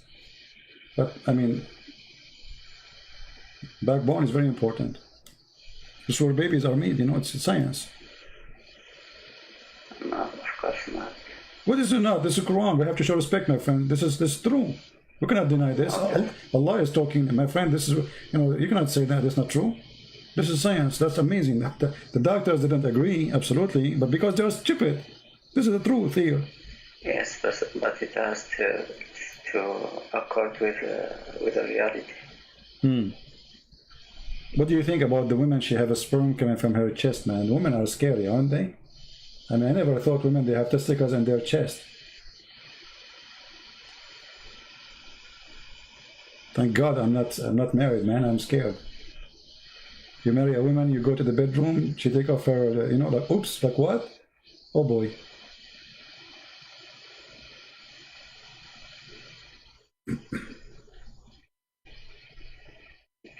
I hope you are single like me, you know, but don't do that because, you know, it's dangerous, as you see. Oh yeah? Okay, you are. Okay, that's good for you. Don't do it. As you see, you see the women, they have like, you know, they look something in the chest. This is not their breast. This is testicles, as you see. The Quran says women, they have a breast testicles. True story.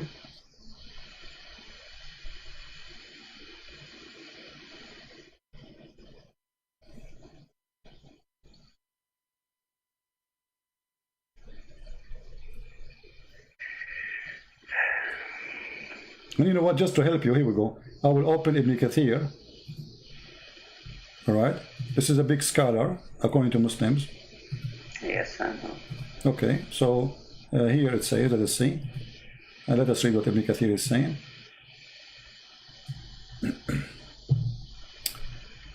All right, here it says, he created them from water gushing forth, meaning a sexual fluid that comes bursting forth from the man and the women. The baby is coming from water bursting forth from the man and the woman. This is what the Quran is saying. Thus the child produced from both of them by the permission of Allah. And then he says, proceeding from between the backbone and the ribs, meaning the backbone of the man and the ribs of the woman, which is referring to her chest. That is science. That's too good to be true. That comes from the man. Yeah, and then he says here, proceeding from between the backbone and the ribs, the backbone of the man and the ribs of the woman, it is the fluid, yellow and fine in texture, is about the woman, and the child will not born except from both of them, i.e. the sexual fluid. That is science. If both of them, I did not hear it. Yeah. And by the way, here this is a statement. Ibn Kathir is copying your prophet. It's your prophet, he says about this, that the fluid of the women is yellow and thin in texture, and the baby will not be born without it, and without the sperm of the man, or the gushing forth sexual fluid of the man. So what do you think, my friend? If this is God, I mean, what kind of God do you say such a thing?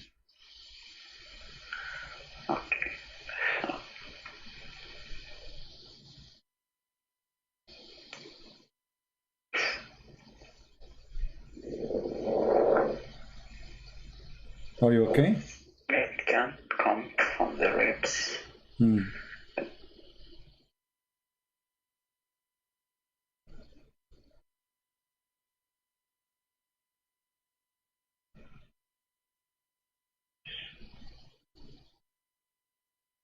Look, before just to tell you, because we showed this information in the screen, a lot of people converted to Islam right now as we speak. I mean, by hundreds. Unbelievable. This is amazing. We just discovered that women have a sperm coming from their ribs and men have a sperm coming from the backbone. And the baby will not be made unless we have both sexual fluid. That must be God. You know, that must be God. There's no one will know this unless he is God. His name is Allah. Other gods don't know that. You know, this is Allah only knows this.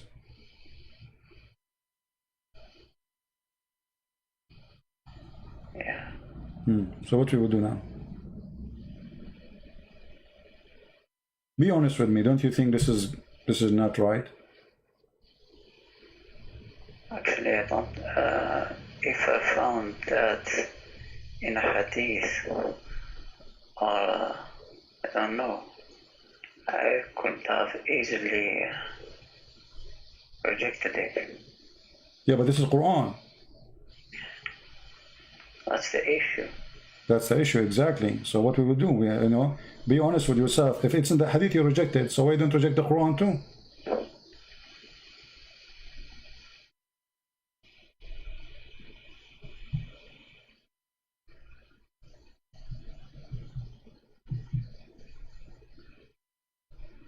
If I am you, as long as I have a basic decision, if the hadith says such a thing, I will reject it. Well, the Quran is no better. That cannot be from God. As simple as that. Yeah, but you have to look it up deeply. My friend, we are looking deeply. Here we go. You are taking your time. I'm showing you Ibn Kathir too. You can see all the scholars. And we show you the Quran, and you speak Arabic, so you have no security. You see, if somebody don't speak Arabic, I can say, okay, he need maybe, you know, but you speak Arabic, you are an Arab. We are showing you the Quran, and we are showing you Ibn Kathir. What do you want? I'm not an Arab, but I speak Arab. No problem. You are an Arab. You speak. Where are you from? If you don't mind, what ethnic is yours? Kurdish? I can't say. No. Okay. I'm a black blonde African American from Japan. So what a big deal. All of us, we are brothers, my friend. God, he created Adam and Eve. All his children are family. Black, white, Arab. It doesn't matter, you know.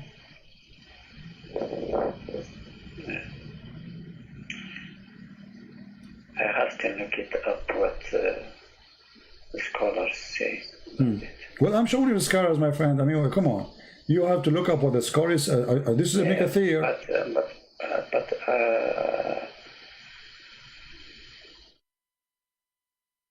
I have more trust about modern scholars than all the scholars. You trust modern scholars? Because modern scholars, they have no excuse. No, modern scholars, they fabricate. No. Modern scholars, no, my friend.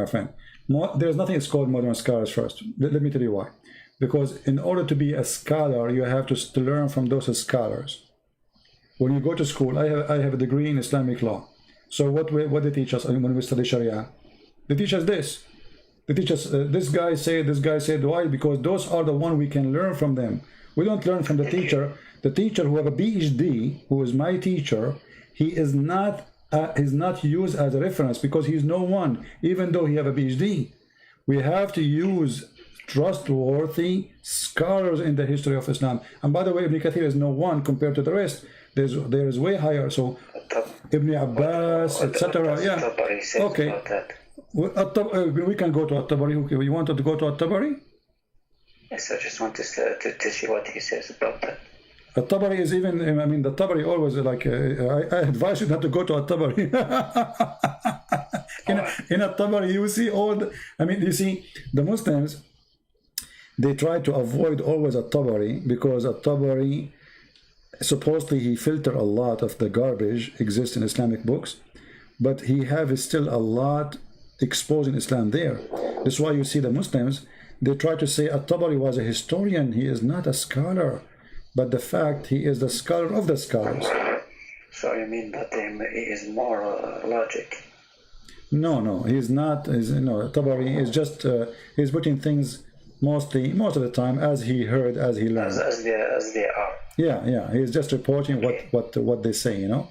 So. Okay, so he is more trustworthy than the others. No problem. Okay, but you see, the problem is. You Muslims, you choose who is trustworthy, depending what he's saying. If I go right now to At-Tabari, do you accept, huh? Do you accept At-Tabari? I accept it if my mind accepts it. See, here we go. So you Muslims, you pick up your cherries, you like, well, you choose what you like, you refuse what you like. No. Yeah, you just said, okay, this is At-Tabari, my friend. You speak Arabic, right? If he has, my friend, what I should call you? What I shall call you? Give me a name. What I shall call you? You don't need to give your name. I don't care. Call you what? Don't know. Call me Ahmed. Lou. Huh? Call me Lou. Joe. Lou. Oh, Lou. Yes. Oh, la. Okay. Look at this. This is At-Tabari. This is your request. Remember, that's not my request. Can you read with me and translate?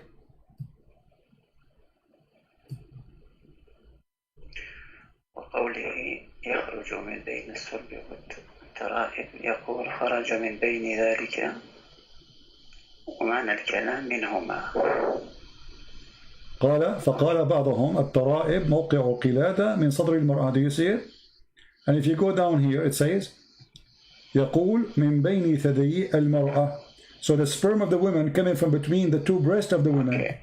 So what we will do now? You are the one who asked me to go at Tabari. I advise you not to go there because at Tabari will hurt you more. Here we go. We are at Tabari. Here we go. Look what he says. وقال إكرمة. He says قال صلب الرجل وطرائب المرأة. See, I'm not scared or something. I'm looking. Even me, I don't know what Tabari said about that. I just want to see. My friend, no problem. I'm trying to help you. I'm saying to you that a Muslim usually try to escape. He jumped to a different place. No, but it's here we go. Yeah. Just want to okay, but why you said at-Tabari, not Ibn Kathir? What difference going to make for you? I mean, why? No. I didn't say nothing. When I just want to see another person what says about that. Yeah. So what we will do now? What do you think? How this can be true?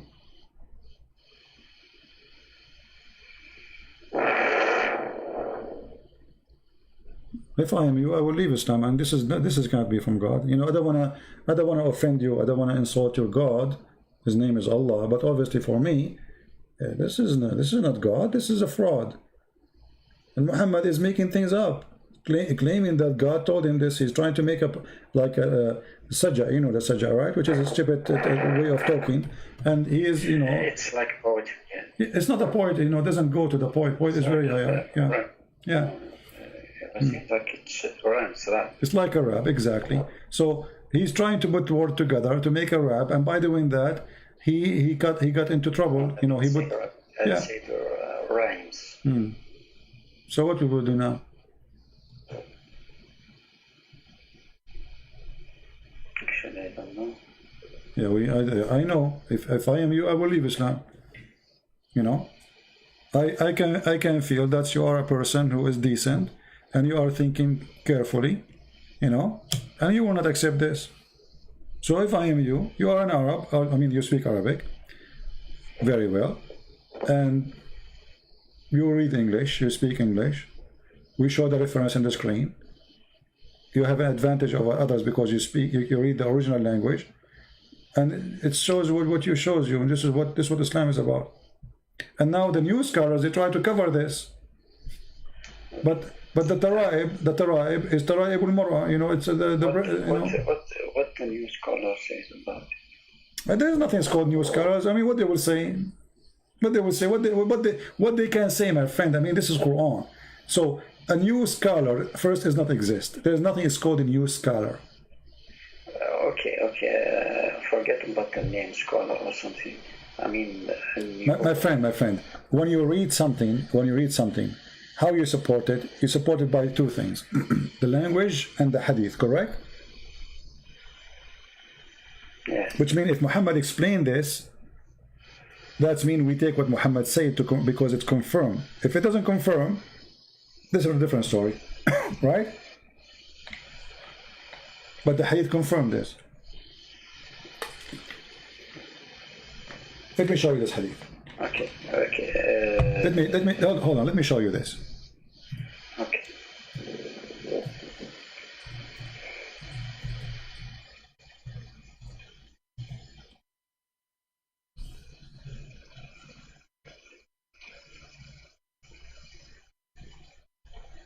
Let's see.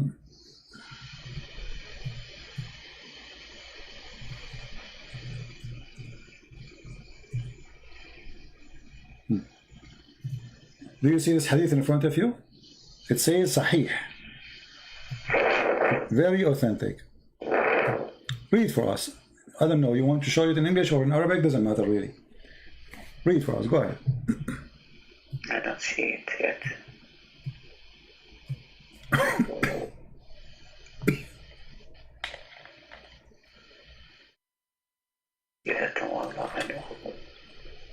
Where is it?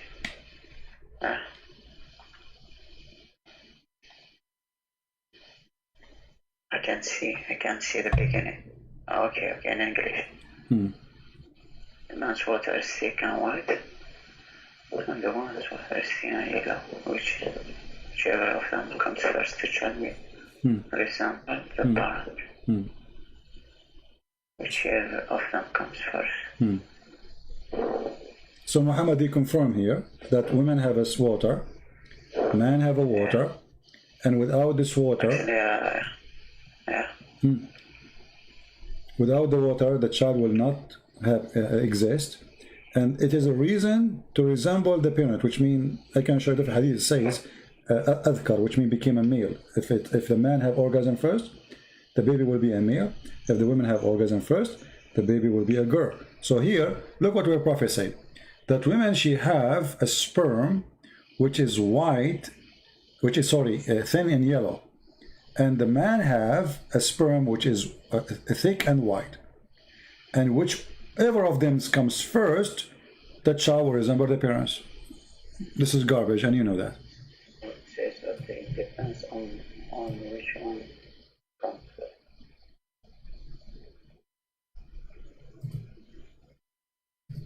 So it depends on the organ.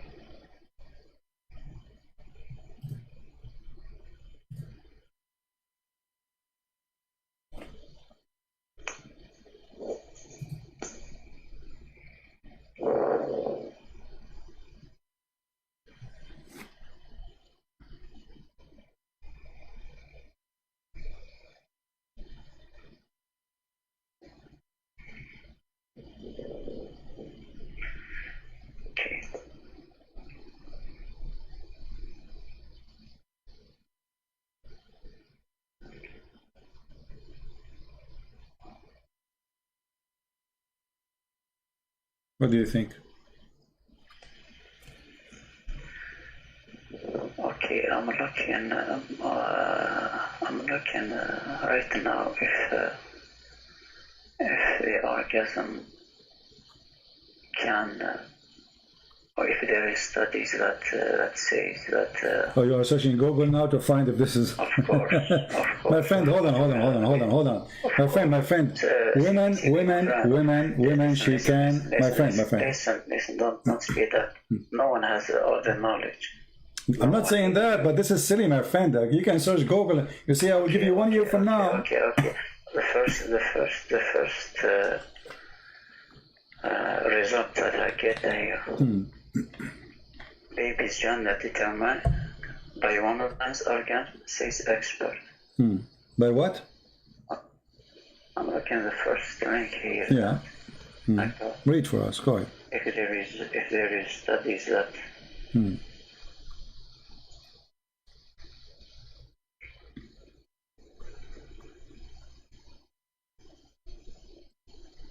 Everybody agree that the gender decide by the type of the semen which is fertilizing the egg. So if it's a male, it's going to be a male. It's a female, it's going to be a female. What your prophet saying, this is gushing forth fluid coming out of the private part, this is absolutely false. And he is making it so clear. He called the women water thin and yellow. Okay, my friend. So I'm looking if there are studies that confirm that or deny that. Okay, the first link that I got here, it says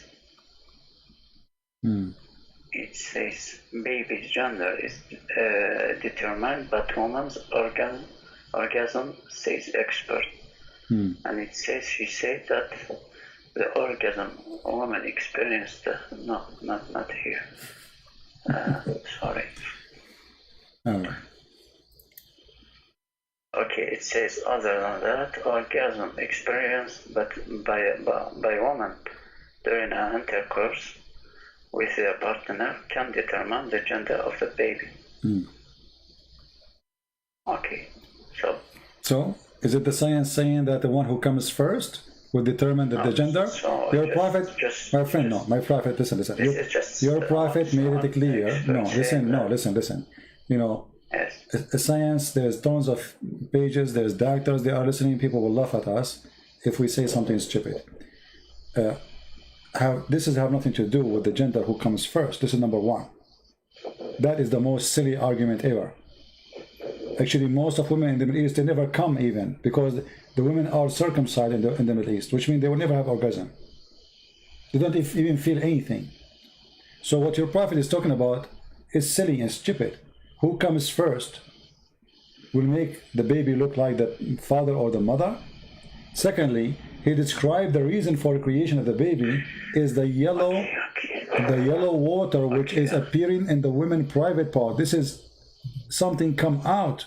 It's gushing forth. You know that. Yeah. You know what? What but? Even. What even? Even me, I don't believe that. I don't believe Okay, that. I want you to read this hadith for me, because this hadith will help you more. What do you think if we read this one? As an example.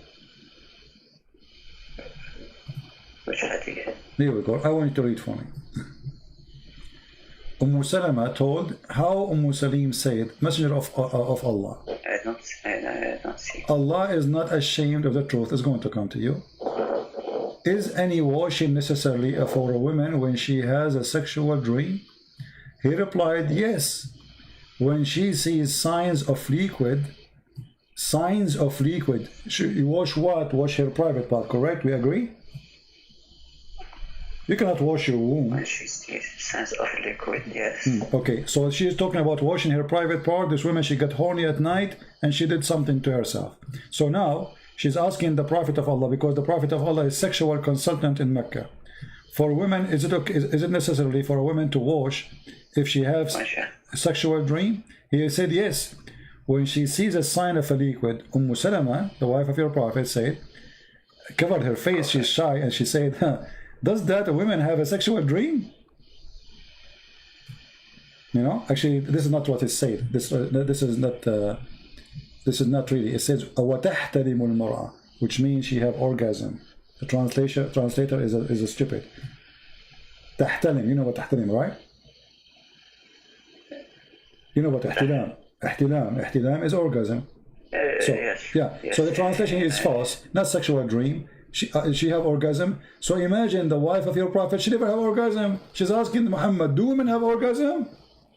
Do women even come? That's mean Muhammad, he never made her come. He replied, of course she does. In what way does her child resemble her?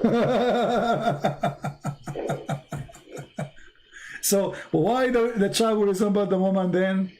Because she have orgasm. That's what your Prophet is saying.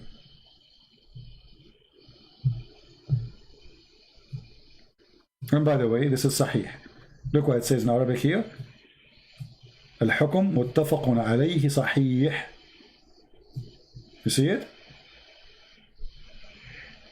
So he says that if she has an orgasm, the child will resemble her.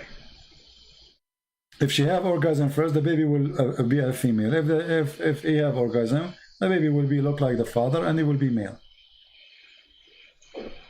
And as you see here, it says وزاد مسلم برواية أم سليم إن ماء الرجل غليظ أبيض وماء المرأة رقيق أصفر فمن أيهما على أو سبق يكون منه الشبه. Here we go. So what is in the Quran confirming the hadith, and this is always stupid.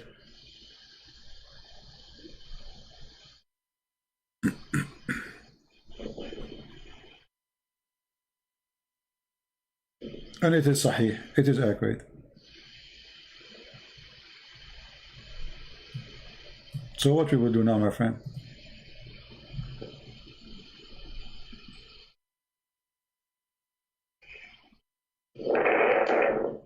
I see, all of them, they are sahih.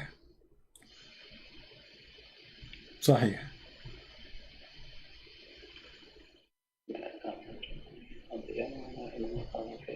And here, just to make it clear, because some Muslims, they will say, oh, this is about the look, it's not about male and female. No, look at this. Here we go.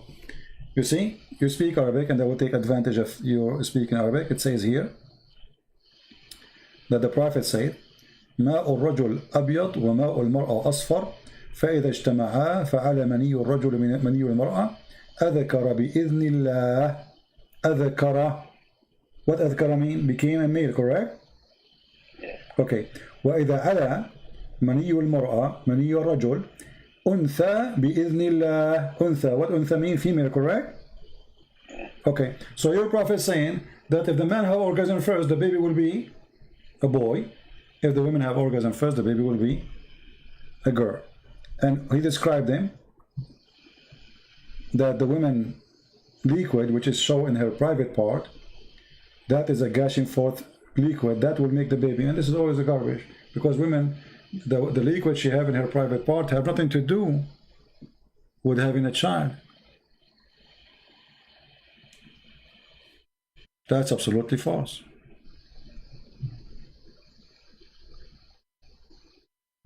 And look here what the Muslim they add in the translation, guys. Look at this.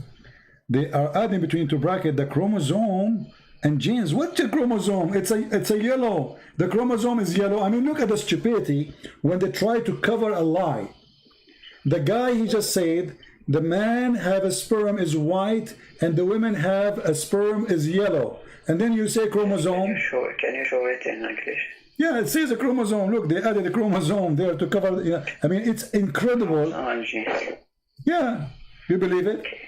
To cover the stupidity of Muhammad, they say chromosome. This is about chromosome. It's about washing a vagina. A water appear in her private part. It's yellow and thin gushing forth. This is the chromosome.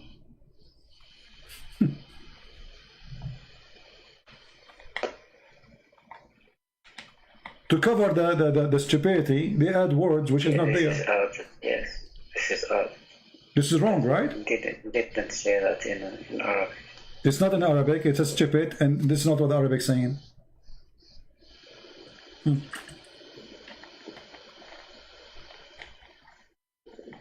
And just to show you how stupid it is, it says here, created by Allah decree. How do you say if he comes first, the baby will be a boy, and then created by Allah decree?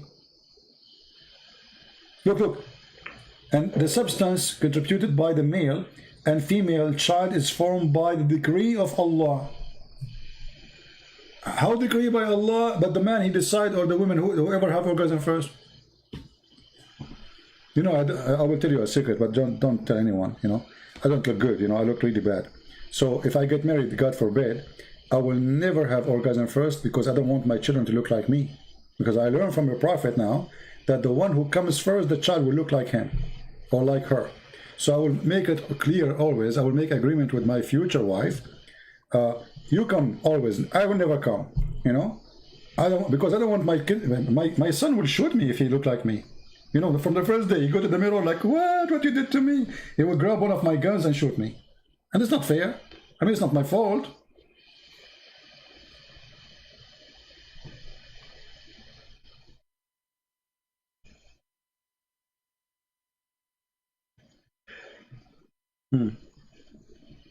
So what do you think, my friend? Are you going to leave Islam today or not?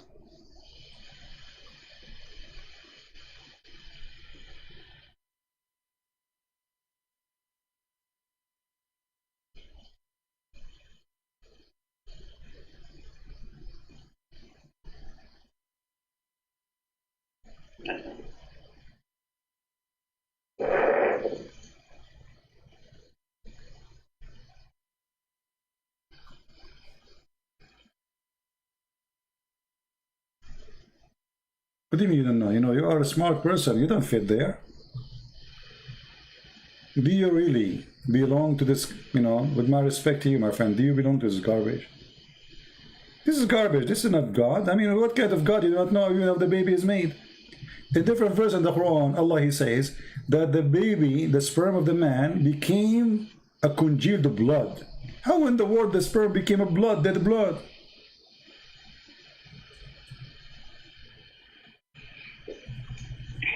What do you think?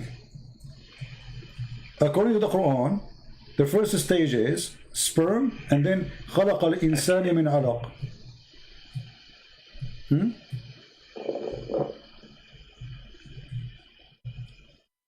Read this verse. Read this verse with me, so we can love together. This is a very famous verse. The Muslims use it to prove scientific in the Quran. No. Okay. There's no scientific. All right. Let us see.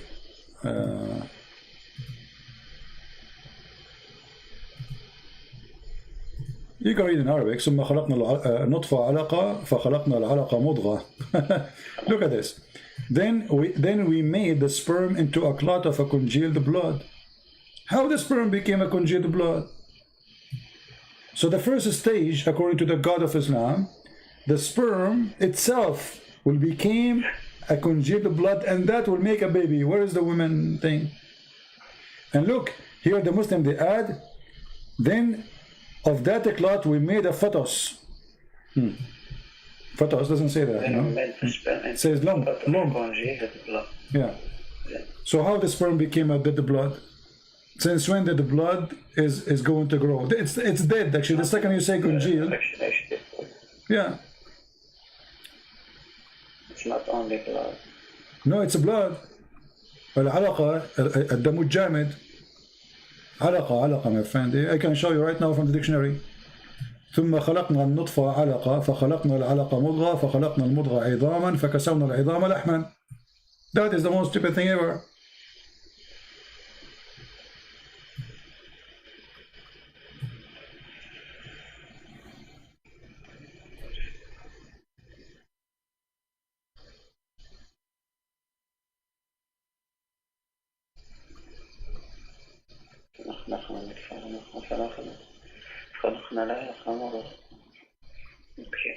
Do you want to show you Tabari again?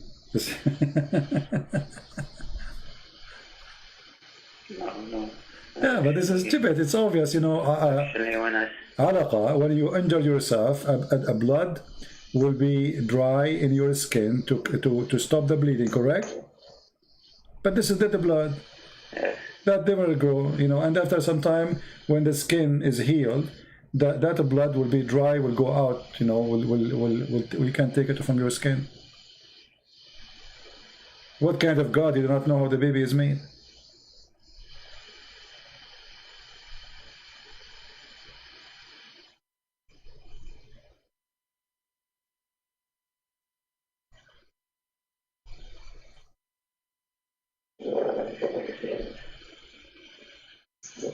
So, actually, I will look it out.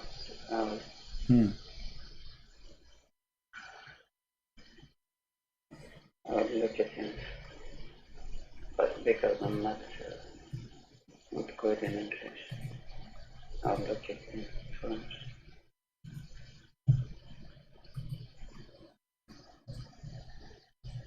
Which verse is it?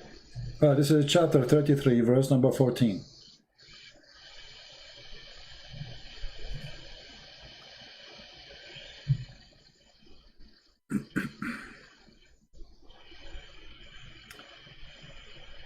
And this is, here we go, I will show you dictionary. This is the dictionary. علقة في علم التشريح قطعة من دم غليظ جامد وهي طور من أطوار تكوين الجنين.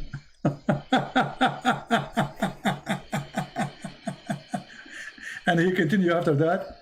And this is mentioned in the chapter in the Quran, etc., etc. Okay. How this can be true?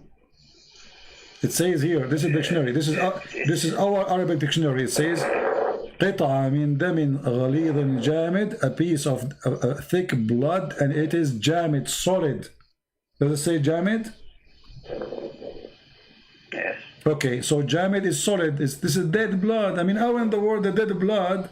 It's a solid blood. No, jamid doesn't mean dead. It's dead. This is why it's jamid, my friend. Jamid means it's. Okay, what jamid mean? Tell me what jamid mean. It's solid cold. Thank you. Solid. Okay, so the blood will not become solid unless it is dead. As simple as that. This is why people, they die because of heart attack. When a piece of blood block the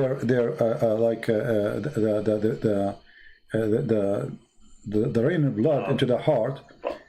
But here it's before it even starts running. Yeah, but here it says the sperm became a dead blood. But how the sperm became a dead blood? Okay, how the sperm became a solid blood? Forget about dead. But you can go right now and search for congealed blood. You will find congealed blood is dead blood. Congealed blood is the dead. When you cut yourself, if you have a cut in your hand or foot, whatever, the blood will come out. Will make, you know, if you cover it for some time, the bleeding will stop, and then a blood spot will cover all over the injury, and will make like let us say a batch for your skin until it's recovered. Yes. Yeah, this is dead blood. It's not even blood. It's dead. But because you are already a man, And here it talks before. No. You see, it doesn't matter. We are talking about the blood. Doesn't matter if it before or after. This is a blood. When you say a blood, the blood is having one nature. It's a blood. The baby, fetus. Doesn't matter. It's a blood. Is it a blood? Is it, my friend? Is it a blood or is it a blood or not? It's blood. Okay, blood doesn't matter if it's a baby or adult. It's a blood. Yes, but because before the blood starts running, how is it? This is not the question. How in the world the sperm itself became a blood, and then all of you became a blood, and then from the blood you have a heart, and you have. This is what science says. Why you don't search right now in Google and find if there is any my friend? Can you find me only one scientific book saying that the sperm will become a blood? The first stage is a semen, and then the semen will become blood. Can you show me that? One scientist in the world says that. But everything in human body comes from the sperm and. No, that's not true. That's not true. No. You see, the semen, when it goes to the woman, it fertilizes and delivers the DNA of the man. Yes. Okay. Yes. It's a DNA. There's no blood. Then we have the egg of the woman. Yes. And the egg of the woman will start splitting and organizing organs by time. So what the Quran is speaking about, first of all, here we notice that the women egg does not exist in the Quran. We have a water which is thin and yellow, and the woman, she have to wash her private part when she see it. Remember, right? This is the gushing forth fluid coming from the ribs, and now we have the sperm of the man, which is coming from the backbone, according to the Quran, became a conjugal blood. How do you say boy in English? How you say boy in English? You just did. No, boy. Boyda, egg. Yes. Egg. It's an egg. It's an egg. You see here we say it. Look what they say. Then we made the sperm into a clot of a congealed blood. So what is the transformation start from what? From a sperm into a blood. There's no other thing. And then we made the clot, the congealed blood, into a clot. And then we made the clot into a lump. And then we made out of the lump bones and clothed the bones with the flesh. So from the beginning to the end, we have only sperm, then blood, then a clot, then lump, and then from the lump we made bones. And then we closed the bones. So according to the Quran, the sperm became bones. The sperm became blood.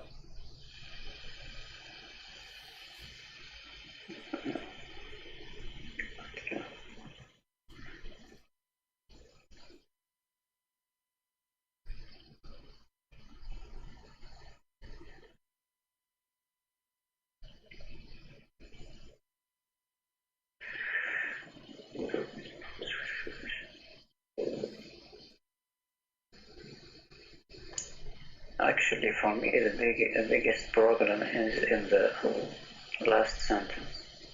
What is the last sentence? We close the bones? Yes, with flesh.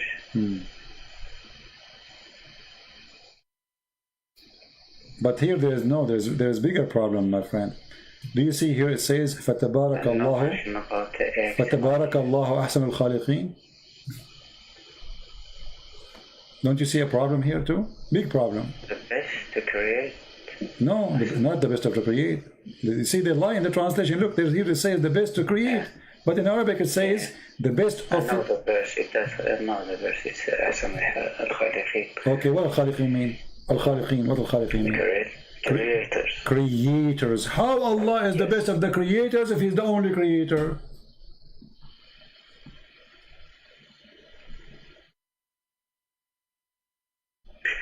Actually, I have something about that, the last verse. I've heard something about this verse. Yeah, this is a guy who he is the one. Abdullah. It's not him. Yeah, Abdullah ibn Sarah. Yes, Abdullah ibn Sarah is the one who made this verse. Muhammad, he added in the Quran, he said to him, put it there, but he said, I'm the one who said that. He said, Allahu awha ilay kama awha ilayk. And here you notice, if you change the translator, look how the Muslims, you know, I'm not talking about you as a Muslim, I'm talking about those who translate. They fabricate the translation to cover a problem. Look, from the creators, they make it to create. But we change the translator here. Look what happened. The best of the creators. How the Muslims, they keep saying we are worshipping the Tawheed and the only God. And now we see that he is the best of the creators. You see? Listen. If I say to you, I am the best student in my classroom, and then later you find that I was the only student in that classroom, don't you think I was lying to you, misleading you?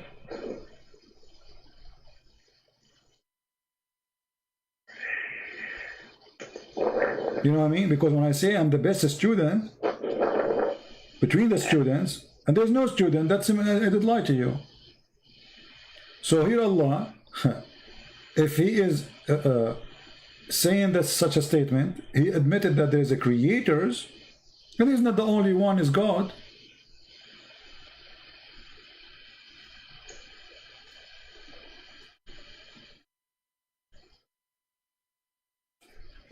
It could be just a way to glorify. Okay, how you glorify? By lying. I mean, when you say I am the best of the creators, that's a lie. Because there's no other creators. You are lying, you are exaggerating with your lie. You are confirming that there is a creators when there's none. So when you say I'm the best of the creators and there's no others, that's stupid. And it's a lie. You don't glorify yourself by lying. So what's the point of this statement? To say to me Allah is the best of the creators, but there's no other creators. Okay, I'm looking this verse in French. I'm looking at why you need it in French if you have it in Arabic? Because I understand French. Okay, I will look for it in French. Hold on, let me see, not in English. I will see to say it in French language. Actually. Let us see where we can find the French. Where is the French language Quran? I'm sure they lie, you know, in the translation too. Yes. They said words that it didn't say in Arabic. It doesn't say creator, right? The creators. No, from the beginning it says nous avons fait du sperme une adhérence. What does that mean? I don't speak French. They translated the blood with adherence. So they changed the whole translation. Yes. So yeah, I see here. As usual, I'm not surprised. I mean, everything, they try to cover the stupidity of the Quran by fabricating. So now anyone who will speak French, this is why I need to finish my Quran translation, and then later we will ask people to translate to their own language my translation, so people, they can get an honest, clear translation. Yes, it says nous avons fait du sperme une adhérence. It doesn't say in adhérence. It's just a word that they come up from their mind. Deceiving. This is the method of Islam. Actually, there is no mention about blood See? here. Yeah, the blood is gone. Okay, that's good. So now, if you are a French, you don't speak Arabic, you read it, you think, okay, there's nothing wrong there. This is the whole purpose of false translation. Yeah.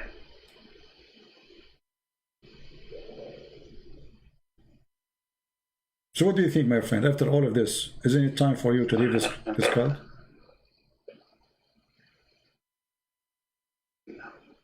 No? You don't want to leave Islam? Huh? I'm reading it again.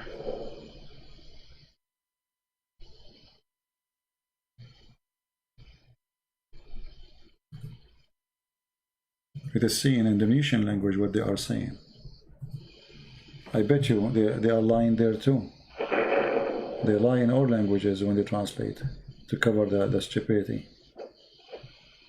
Indonesian, here we go.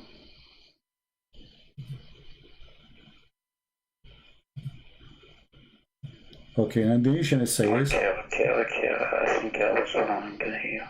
Huh?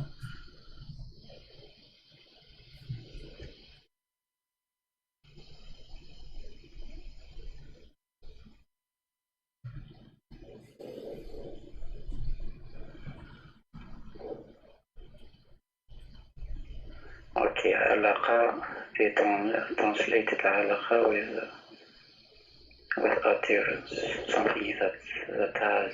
My friend, forget about translation now. You speak Arabic, I speak Arabic, the problem is solved, correct? Okay. We do not need... I think I was wrong. Yeah, I'm taking advantage. You know, you should take advantage if you speak in Arabic. But it's a translation. Yeah, I showed you the dictionary, correct? It says, here we go, this is the dictionary. علاقة في علم التشريح علاقة من دم غليظ جامد وهي طور من أطوار تكوين الجليد. According to what? According to the Quran. العلقة اسم العلق, even there is a chapter in the Quran, العلق اسم سورة من سورة القرآن الكريم. Right?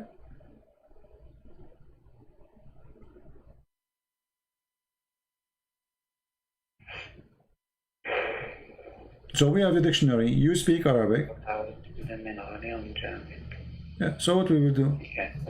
I mean, it's not only one place. I mean, every single word we read in those verses are wrong. Until now, since you call me, until now, if there is something accurate, nothing. Not a single one. It's a joke.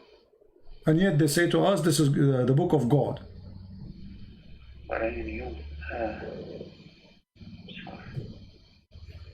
And look here, this guy. Then we made the nutfa into a clot. Let me ask you, do you know what nutfa mean? Yes. Nutfa, how many sperm inside the nutfa? Millions. Yeah. Okay, how millions of sperm became semen, became a baby. Nutfa is not one semen. It's a drop. It's a drop of sperm, and that means your God saying we made the nutfa, a drop of semen, into the whole of it, all the drop make it's not a semen, it's a drop of semen. That's another mistake too.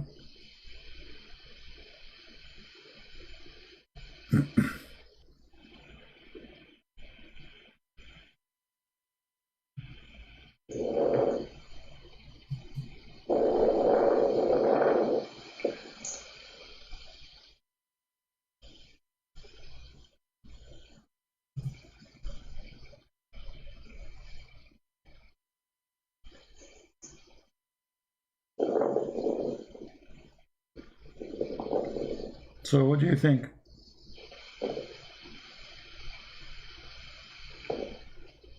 It doesn't have to be specific here or detailed. When it says not for, it doesn't have to talk to detail. My friend. Okay, hold on. Listen. I don't know how old are you, my friend. It says nutfa. All of it became a clot. Does it say that? No, it doesn't. No, it make it clear. Listen. Then we made the nutfa. What he made? He made the nutfa. He did not make a semen. He made the nutfa, and the nutfa is a drop. A drop. It's not one individual semen. We can go to the dictionary right now. It's a drop of semen, have millions. According to your God, we made the nutfa, all the nutfa, not only from the nutfa we made a baby, no. The nutfa itself transformed into a clot of a piece of a thick, conjugated blood.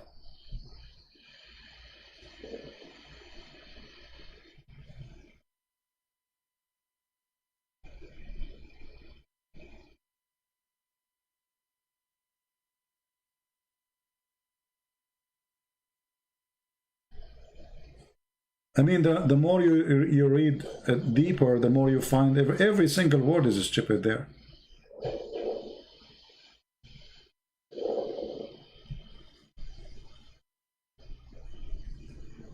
When it says, then we close the bones with flesh, that's a problem. My friend, for me, everything there is a problem. Let's be honest together. Everything is a problem. Only here is a problem? No. This is here. The nutfa became a blood. That's stupid. Then we made the blood into a clot. That is more stupid. And then we made the clot into a lump. That is make it more horrible. And then we made out of the little lump a bone. So until now there's no heart. There's no nothing. This is almost the last stage of the baby creation. And what we have a bones.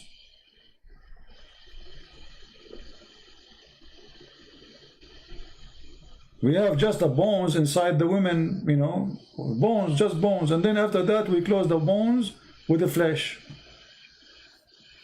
So according to the Quran, all the flesh,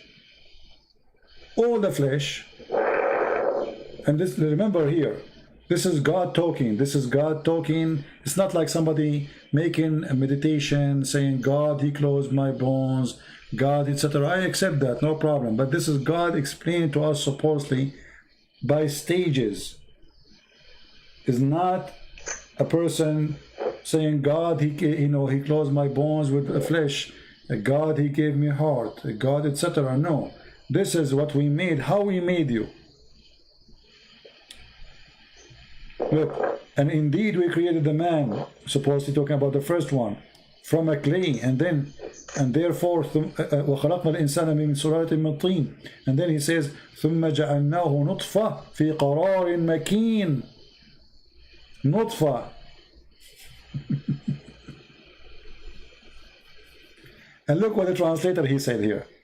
It's a mixed drop of male and female sexual discharge. Do you see it?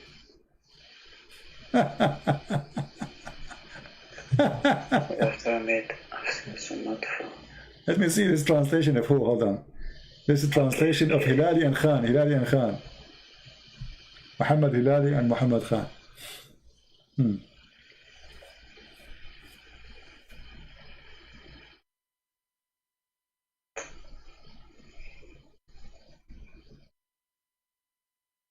So, you know, if all of this did not make you leave Islam, it means that there's something wrong with you, with my respect to you.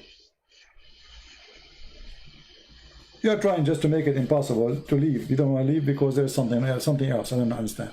But there's no way, after all what you saw, you are not seeing the truth. It's impossible.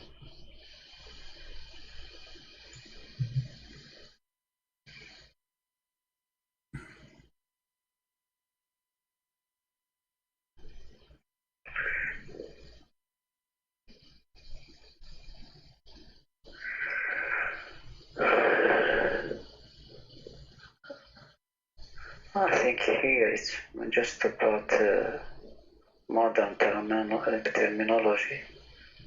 This is modern. This is modern for you. Yes. This is sound modern for you. No. Nutfa. When you say nutfa, it's a drop of liquid. Nutfa is a drop of liquid. When you speak about nutfa, when you come to the man, you are talking about a sperm. So it's a drop of liquid. Have, according to science, a drop of sperm is millions of sperm. Okay, I don't want to say something that I don't know, so I have to look it up in detail. Well, we did. All right, my friend, I'm not going to force you to leave Islam if you don't want to, but I believe in your heart you know that this is garbage. True or not? In your heart, you know this is wrong. If it's really how I understand it right now, there is a problem. Yes. Okay, so why? I mean, the problem exists, and how you can solve it? You stay following such a you know, such a... I have to confirm that. We confirm that. We confirm, my friend. So I am with you. I am with you for how long now? More than an hour. Did I confirm everything I show you or not? And now you can go to any like you can go right now, search embryo stages. Embryo stages. You will find that none of the stages of the embryo is what he's talking about. Okay. Is there any other thing, not scientific? I mean, something. How to say that in English?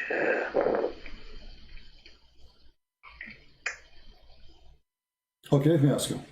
So, you are trying to say if there's anything like contradiction, maybe? Yes. Okay. Contradiction. Do you think immoral thing, or I don't know. all the Quran is immoral? All the Quran is immoral. You know, all of the Quran. Well, there's nothing moral in the Quran. Go and take the money of the of someone just because you don't believe in Muhammad, and you know, rape their women. But forget about this. Do you think God, he remember which one he created first, or he don't remember? He does. Okay. If we go, I want to show you something here, and you speak Arabic very well, which is very nice. Will help me a lot.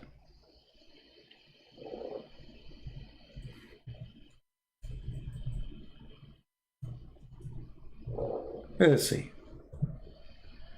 Chapter 2, verse number 29. Can you tell me what the verse saying? I will show it to you in Arabic first. هو الذي خلق لكم ما في الأرض جميعا ثم استوى إلى السماء فسواهن سبع سماوات وهو بكل شيء عليم. Okay. What he created in the earth, everything, right? I don't see in the screen. هو الذي. Can you put it in Arabic? Yeah, it's in Arabic.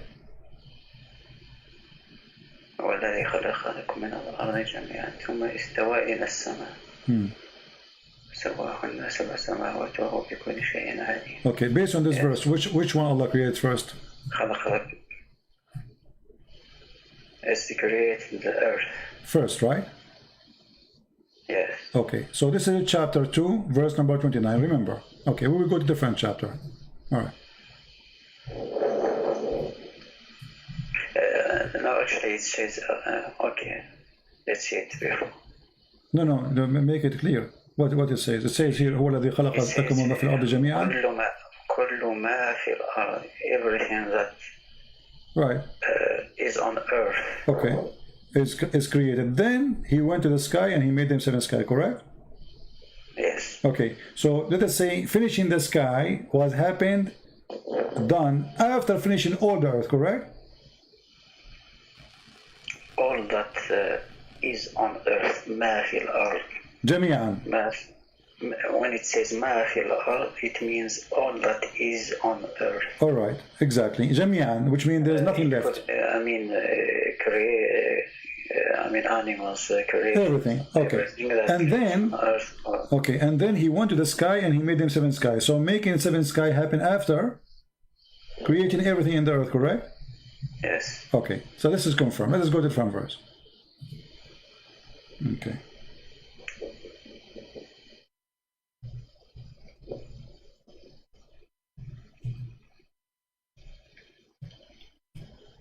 This is chapter 79, and we can read from any verse. You can read from the beginning if you want, but let us see here a verse starting from where he speaks about creation of the earth and the heaven.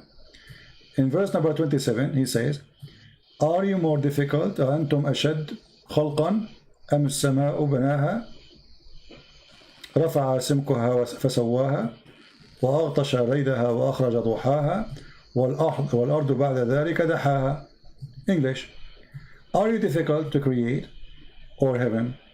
He constructed, he raised its masses and proportion, and then he dimmed its night and he brought its day, which means he created the sun and the day, etc. So this is the first, and after that he created the earth. No, it says وَالْأَرْضُ بَعْدَ ذَلِكَ دحاها. دَحَاهَا. Okay. It says the earth after that is spread. Okay. Okay. Let's go. Let's stop here. Let's stop here. Yeah. In verse number 2, you remember, you are the one who agree with me that Allah, He finished first everything in the earth, and He went to heaven and He made it 7. Correct? Yeah. Okay. Here is saying the opposite. He finished everything in the sky. He made day and night light, and then after that he go back to work in the earth, and after that he spread the earth. He made it flat. Actually, the word ha means flat, and then from it he produced water and pasture. This is after, and then he placed mountains. And the mountains. Okay, so how this is? What kind of God? He didn't remember which one first. In one chapter he says that first he made everything in earth, and then he went to the heaven. And he made them 7 heaven. And this is chapter 2, verse number 29. And then in the other chapter he says, which one is difficult? Making the heaven and construct it. He raised it above, and he gave it proportion. And then he gave it the light, which means the sun, and etc. And then after that, he made the earth flat. And now he continued. What after he made the earth flat? Then he made the water coming out, and then he put the mountains. So the last thing was done. It was the earth. Very simple. Can you go down a little? No problem. We go as much you want, but the rest is not really. Have nothing to do. After that, he speak about the judgment day, etc. A source of enjoyment for you and for your animals. So when he says a source of enjoyment for you and for your animals, so he is assuming that animals were already created. Yeah, you see, this is the earth. Yes. My friend, the verse before it says, جَمِيعًا وَمَا فِي الْأَرْضِ جَمِيعًا. Animals, grass, trees, everything. So which one of them is the accurate? There's no way God, you don't remember which one he created first, the sky. He finished the sky first, or he finished the earth first. And not only that, we're not done. Hold on. You think we are done? The stupidity continue. Hold on. We are not done. If you go, the verse here we are showing you, this is chapter 2, verse number 29, and this verse here is a chapter 79, verse number 32. But what if we go to this chapter? Let us see.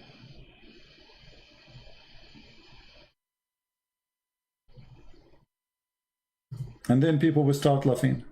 And you will start laughing too. Read with me. This is chapter 41. Do you reject the one who created the earth in 2 days? And you attribute equal to him? And then he continue. He placed stabilized mountain. By the way, it doesn't say stabilized mountain. It says, in translation is fine. He placed mountains in the top of it. This translation is horrible. Let's see different stupid translation.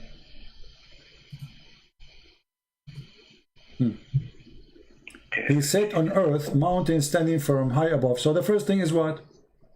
He created the earth in 2 days. And then, second, he put in the top of the earth mountains standing firm high above, and bestowed the blessing on the earth, and the measure of things, all things given, measurement due to proportion, in 4 days. The total is 6 days. This is the first stupid thing. 2 days plus 4, that is 6.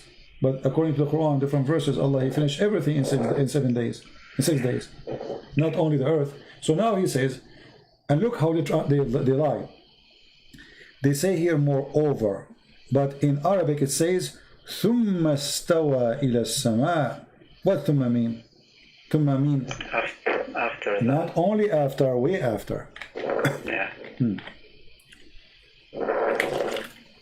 So they lie in the translation. They say moreover. If you change the translator, you will see he changed it. You know, they bent in the liar. Look here. This is Muhammad Biktal. Then he turned he to the heaven. Okay, so hold on. So here, according to here, the earth was created first. and everything in the top of it. He placed mountains. This is second option. And then after that, he made like substance, grass, trees, animals, etc. And then after that, he went to the sky, and it was a smoke.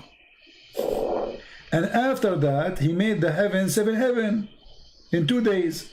So 2 days to make the heaven, 4 days to make the earth and substance, mountains and substance, and 2 days to create the earth. This is total of 8 days. This is contradiction number one. Secondly, now, based on this chapter, Allah, he finished the earth first in 2 days, everything on top of the earth in 4 days, and then after that, he went to the heaven, and it was a smoke, which means was nothing, empty.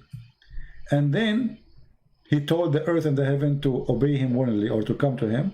And then after that, he ordained the 7 heavens. So the last thing in this chapter, Allah, he created, made the 7 heavens. And then after that, he made lamps.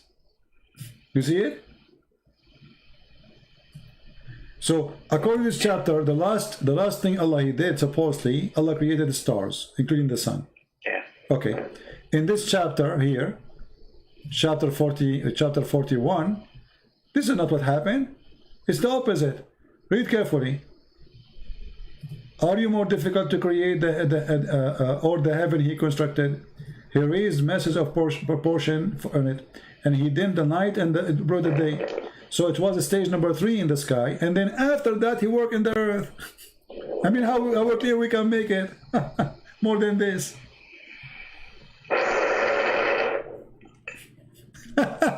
Have you ever heard of a God? You don't remember which one he created first? In one chapter he says he created the roof before the walls and the floor. The other chapter he says I created the roof before the walls and the floor.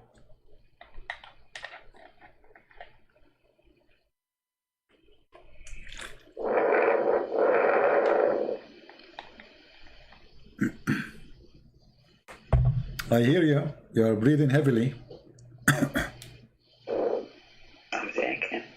No, you are not thinking. You are living Islam.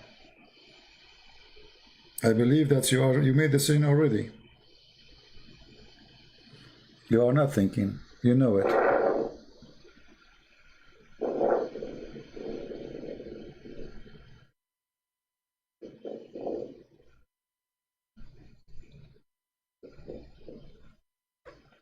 I will be sincere with you here. Yeah. What I see.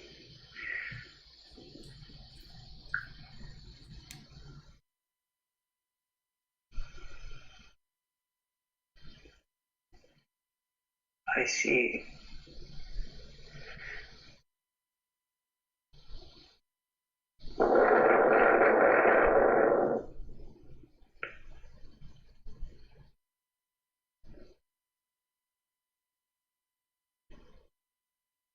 someone who doesn't remember. Exactly. Okay, do you know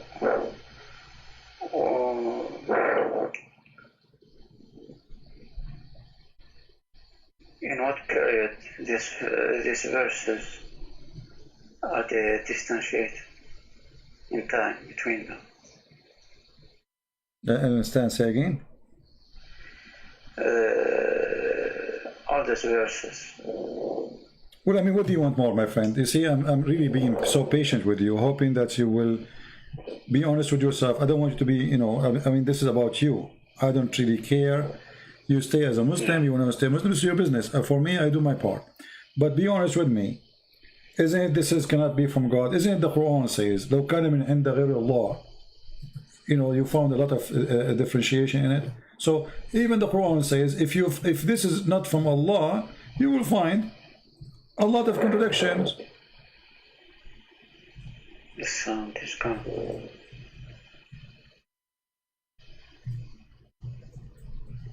Okay. So the one who made the book, he says to you, أفلا يتدبرون القرآن لو كان من عند غير الله لوجدوا فيه اختلافا كثيرا. Correct?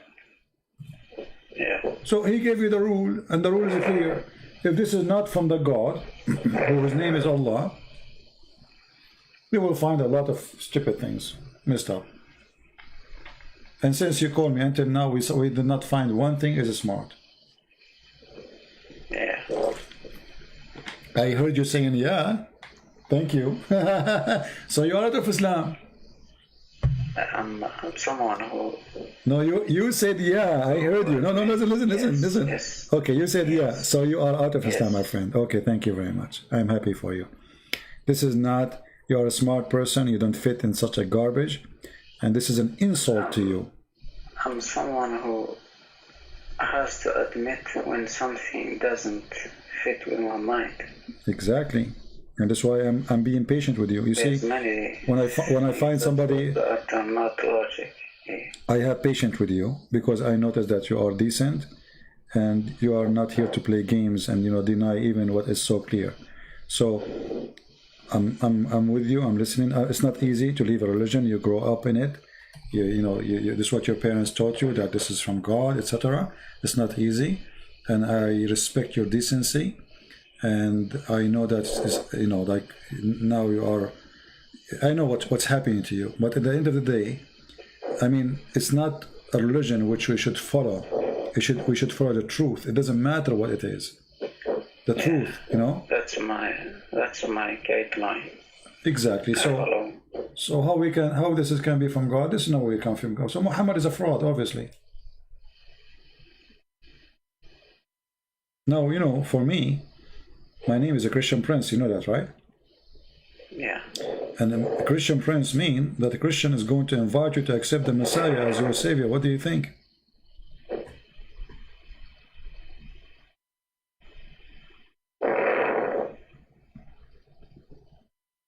What do you think of the Messiah? As long as you decide to leave Islam now, we are so happy for you. I praise the Lord that you called me today. But I don't know. I don't know much about it. Okay. What do you? So I can't. Okay. Let us do this. What about you? You call me some other time. You take your time to read more about Christ. About His teaching. What about if I, did you ever have a Bible in your home? No, but everything is on the internet. Exactly. But I mean, have you ever read anything about the Bible? Yeah. Okay. Not a lot, but I have some basic knowledge. All right. Well, I'm not going to tell you where you start, but you can go and start reading from any of the 4 Gospels, which is written by 4 of our church leader about what Christ He did, what Christ He said, and you will notice, my friend, how amazing. God is not about making poetry or making a rap, which is silly, as you see in Arabic. God is about being God, which means being almighty. And almighty, number one thing to be almighty is to forgive those who hurt you. That is almighty. Jesus in the cross, when people they were crucifying Him, says, "Forgive them, Father, they do not know what they are doing." That is almighty. Almighty love, almighty wisdom. And look what the Messiah He did. Christians today are way more than 3 billion. And now, if the Messiah did not say, "Forgive them, Father, they do not know what they're doing," some who call themselves a Christian, they might go after the Jews to kill them, which is wrong. But the Messiah, He did say, "Forgive them, Father." So even when He is in the cross, He is thinking of you and me. What will happen to us after? That is God. You see, when the Muslim they come to us with the Quran, scientific miracle, and then we study, we find that all of it is rubbish and stupid. We find that the Quran is an empty book. There's nothing there, nothing real. It's just a collection of stupid stories, like Al-Khadr, the guy who drank from the fountain of youth, and because of that he never died. Do you know that Al-Khadr, he was in the funeral of Noah? He was in the funeral of Abraham. He was the funeral of Muhammad. You know why they call him Al-Khadr, right? It means green. Yeah, green. But do you know why they call him Al-Khadr? I don't know. This guy, he drank from a fountain, which this fountain, whoever drank from it, he will come back to life. In Arabic, we call it Ma'ul Hayat. You heard of this before? Okay. The water of life. So he drank from a fountain, it's called the fountain of life. Actually, I heard about this story, but not in Quran. Or, this is in the Hadith, You know? yeah. Yeah, in the Hadith where Allah, he sent Musa to learn from Al-Khadr. And no, then... actually, not with Moses or something. Yeah, there's a story of Gilgamesh. Water of... I think I heard it. Yeah, there's in the heritage of the Persian and the Assyrian stories like that. You know, this is why if you see in the Quran it says Ma'ul Bahrain, Marjul Bahrain. Do you know why? Do you know why Al Bahrain is mentioned there? Al Bahrain, you know Bahrain? It's mentioned in the Quran. Why? Because supposedly the fountain of youth is there. Is there? Yeah. If you go to chapter 18, you know, and then No, it's changed. yeah, if you read the chapter there and you read the interpretation, you will see that Allah, he sent Musa's to Al Bahrain, which means two seas, and this is where supposedly his whale, which is dead, is going to receive some water from the fountain of life and come back to life, you know, and this is what the hadith come from too. So if we go in the hadith, let's see the story of Moses. Here we go. You see, here we go. Let me show it to you so you can add this to your knowledge. I hope you did enjoy talking to me and you learned something good for your future. Yes. All right. I learned a lot, actually. All right. Read with me carefully here. It says, Yeah.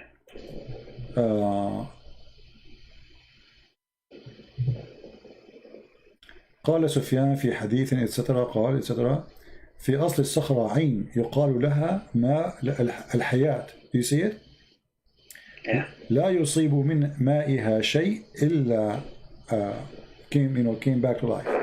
فأصاب الحوت من ماء تلك العين.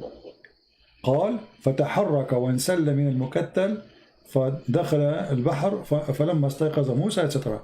So what they are saying here, that there's a fountain of water. It's called the fountain of life. Whoever get in touch with this fountain or spring, he come back to life. Read carefully. The spring of water, at the rock there was a water spring called Al-Hayat, the life. And none come in touch with its water but become alive. And this is where Al-Khadr himself is Al-Khadr, because he drink from that water, so he never die. This is Islam. This is religion. What a story. Anyway, my friend. Seems like a legend, yeah. It is a legend. This is the legend exists for the Persian and for the Assyrian in north of Iraq. You know, this is very well known. I have one final question. Sure, go ahead. You mentioned Gilgamesh at one time. Yeah, in Gilgamesh story, looking for the life. Yeah. Yeah. Yeah. Are you from the people? Are you from the people of Gilgamesh? No. Oh, I okay. have a question about. All right. About Noah's story. All right.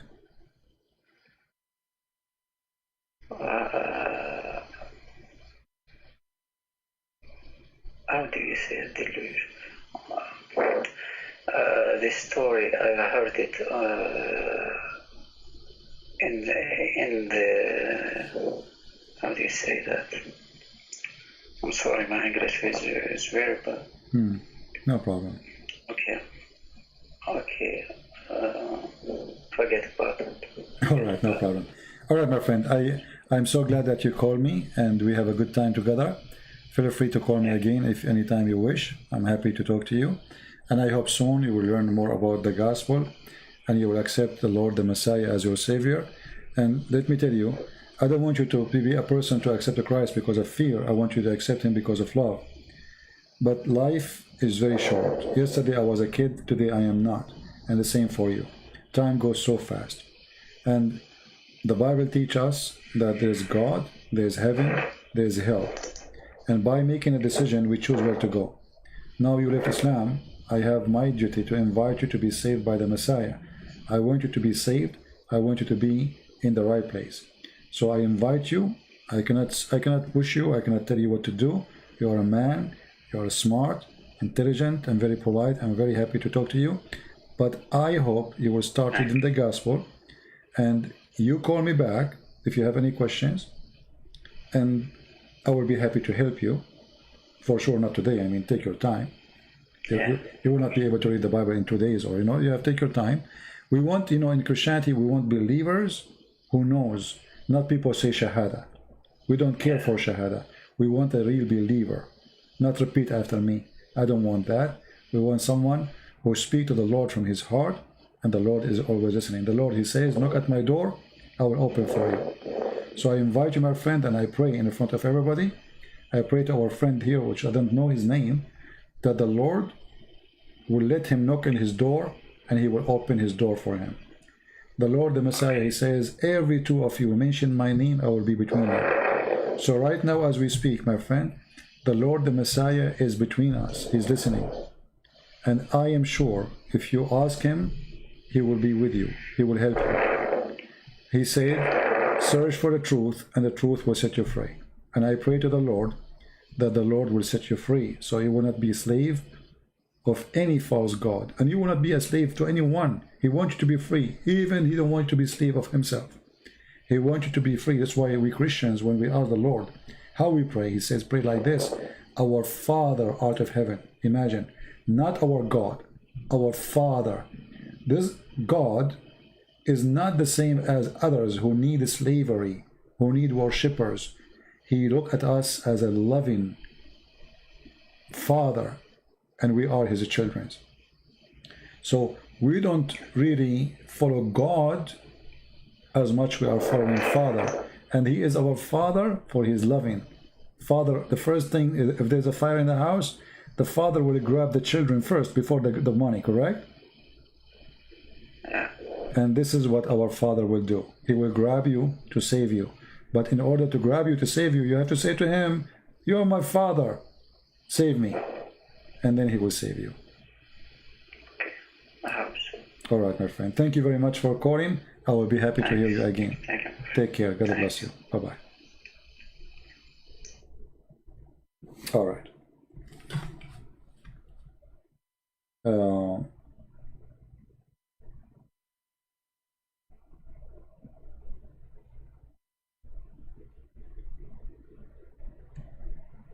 I lost my voice. I was drinking water, too much water, because my voice is, my throat is not really doing good, but it's worth it. Our friend here, he just needed some, let us say, some help, and we are here to provide the help for him and anyone else. It's very important when you speak to somebody to speak with decency, and if you are not a person who is willing to speak to me with decency too, there's no point of me and you talking, because what, are we playing games of you lie to me, I lie to you? This is what usually I notice when I speak to Muslims. But when we see to a Muslim, when I listen to a Muslim like the gentleman who called me today, you can tell he is not calling me to play games. He is discussing with me. He refuses, he agree. But we are going through a process. And I understand that in the beginning it's going to be hard, for him to accept, but he is decent. He see it in the front of his eyes. Nothing we mention, but we show. Nothing we said, but it's their book. And now it's not his book no more, thank God. So how he can refuse it? It's impossible. The only thing I wish that he opened his heart to the Messiah, and I hope he will do that, for the Messiah is really the best gift we can receive. Our life, I mean, look at our life. You see, people, they are so much attached to things around them. I mean, it's a, somehow it's a boring life, isn't it? I mean, the same food, the same, etc., the same, etc. I mean, we try to create a joy around us. But when you are in love, with love itself, you are enjoying life. And one of the amazing thing about the Messiah, he make you in love with love. Which means you love love for no return. So you walk with this person who is a Muslim. He asked you to, he said hello. We walk with him 1,000 foot, 1,000,000 foot, in order loving to save him. And that is what the Messiah does to us. He make us enjoy in love, a love nobody can know unless he is a person belong to it. It's the same when a mother, she, you know, she carry a child 9 months in her womb, and then after that she spent years taking care of him, and then after that he became a man and still she is worried about him, and then after that he became a man who have a family and he have kids, and now she is worried about him and his kids, and then after that he have a grandkids, and now she is worried about him and his grandkids, not only his kids. That is love, a love which is given by the Lord himself. So if we cannot reach the point where a good mother, because not all mothers are good, a good mother who is full of love, giving with no return, we cannot know who is Christ is. I believe one of the miraculous sign of God is what he put inside a female mother. Have you ever seen a cat carrying her babies from a place to hide them, to protect them? Have you ever seen a little tiny bird feeding her babies? It's amazing. That is God, my friend. God is not a poetry. God is not scientific miracle. God is not all this garbage trying people, they try to attach it to God to make God God. God is love. And the God who is not love is a fraud.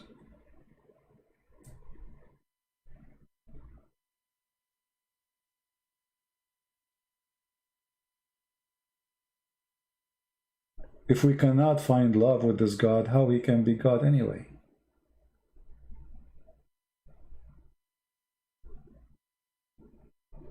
If an animal, if a cow, she take care of her babies. A cow.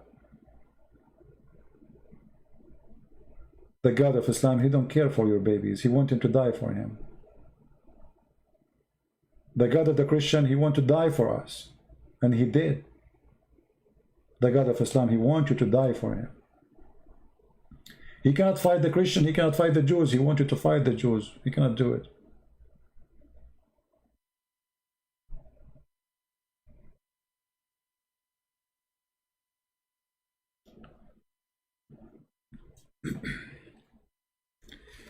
God is good. God is beautiful. God is a miracle. And Christ, not only he did miracles, he is miracle. He is the miracle itself. So we pray for our friend that soon he will call us and he will say, I accepted the Messiah. We pray that all those who are going to watch this video, they will be more smart and not to follow propaganda machine trying to deceive you. As you see, translation is false. All Islamic translation is nothing but a chain of fabrication. The purpose is one, is to deceive you.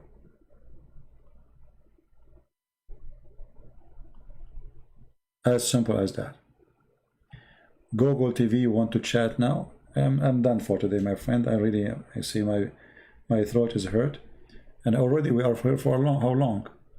I mean, already we are here for 2 hours and 20 minutes. right? I'll try to go live on air tomorrow. You know, we will see. You will see the link, especially those who subscribe in Patreon. Many of you think if you subscribe in Patreon, you have to make donation. No, my friend, our service is for free. You make donation or not, that will not make any difference. Donation is just to support what we do. So subscribe in Patreon, and you will see when I'm going to go live on air. It will be updated, because Patreon send you email immediately when I post something there. YouTube don't. Many of you miss the broadcast because you don't receive notification. And obviously they censor. Most of the videos I post on Instagram, they don't even go there. I make a video, I post it, it says this video cannot be posted. Why? Don't ask. All right? So, stay updated. And for sure, I want to say thank you for all those who support us. I really appreciate you. And I appreciate that the Lord, He put good hearts between the evil hearts. Because if everything is evil, this earth will be destroyed. The good heart people are the one who is saving this earth. Not by their act. No. God will not destroy it as long as there is some people who they have good hearts. When people who have no heart exist, no good heart exists, or they are became very little tiny minority, then this earth is time for it to be destructed. This is why you will see that heaven and hell, or let us say the judgment day, is not about pre-decided decision God he took. It's about us. We decide when the judgment day will come. The more we are corrupt, the more we are false, the more we are far away from God, the faster judgment day will come. The more we are decent, I mean, why judgment day will happen if people are good? Judgment day is a day of anger, a day of calculation, a day there will be questions, what you did. But if you did nothing wrong, judgment day will never come.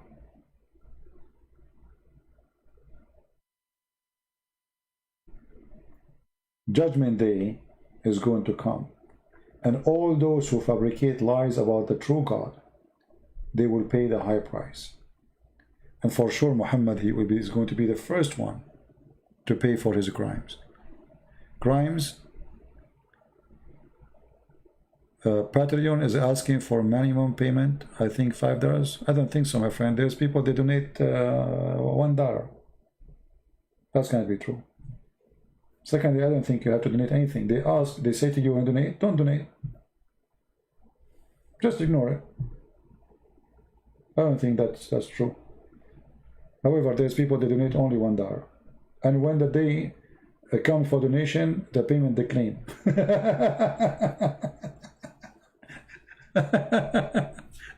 You know what I mean? So, no, I don't think so. And in the same time, you see, people who support us, I appreciate them very much. Everybody, we need support. But I am here for free. It doesn't matter if people, they support or not. And I don't treat people differently because someone he support me or someone he don't. No. I believe strongly that there's many who they are even making donation, they are poor. But just because they have a very good heart, they give the little tiny thing, which is a lot for them, by the way. I'm not saying it's little to put down, no. Do you remember the story in the Bible where a woman, she gave little tiny penny?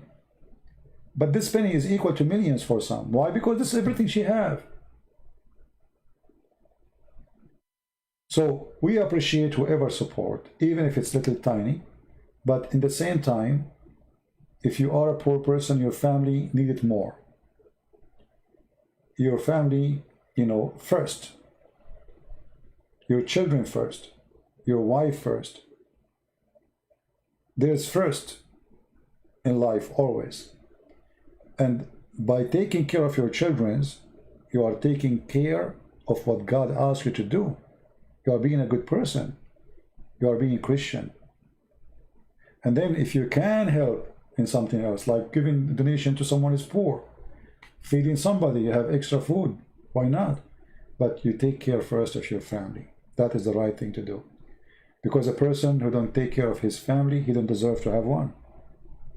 Literally. Actually, it's a crime not to be good to your family. If you don't want to be good for them, why you have them? Why you brought them? Why you get married? Why you have children? So, a Christian person is always a person who have a good heart. And the good heart starts from your home. A man, he loves his wife. The wife, she loves the husband. They love their children. They do whatever they can to make them happy. Now, for sure, not every marriage is successful, and not everybody, it doesn't mean you are a bad person if your marriage fails. But I'm talking about the intention of the person. You do your best. Your intention always have to be good. If the intention fail, remember, it's not love who fail. It is people. The Bible says love never fail, which is an amazing verse, by the way, in the Bible. Love never fail. And the reason love never fail, because when you do an act of love, you are successful always in the front of God. Maybe not in the front of people. Maybe people will judge you wrong. Maybe people will call you stupid. Like stupid, you give your money to this poor person, they don't, for many they will make fun of you. But God will not. He knew your intention. He knew what is in your heart.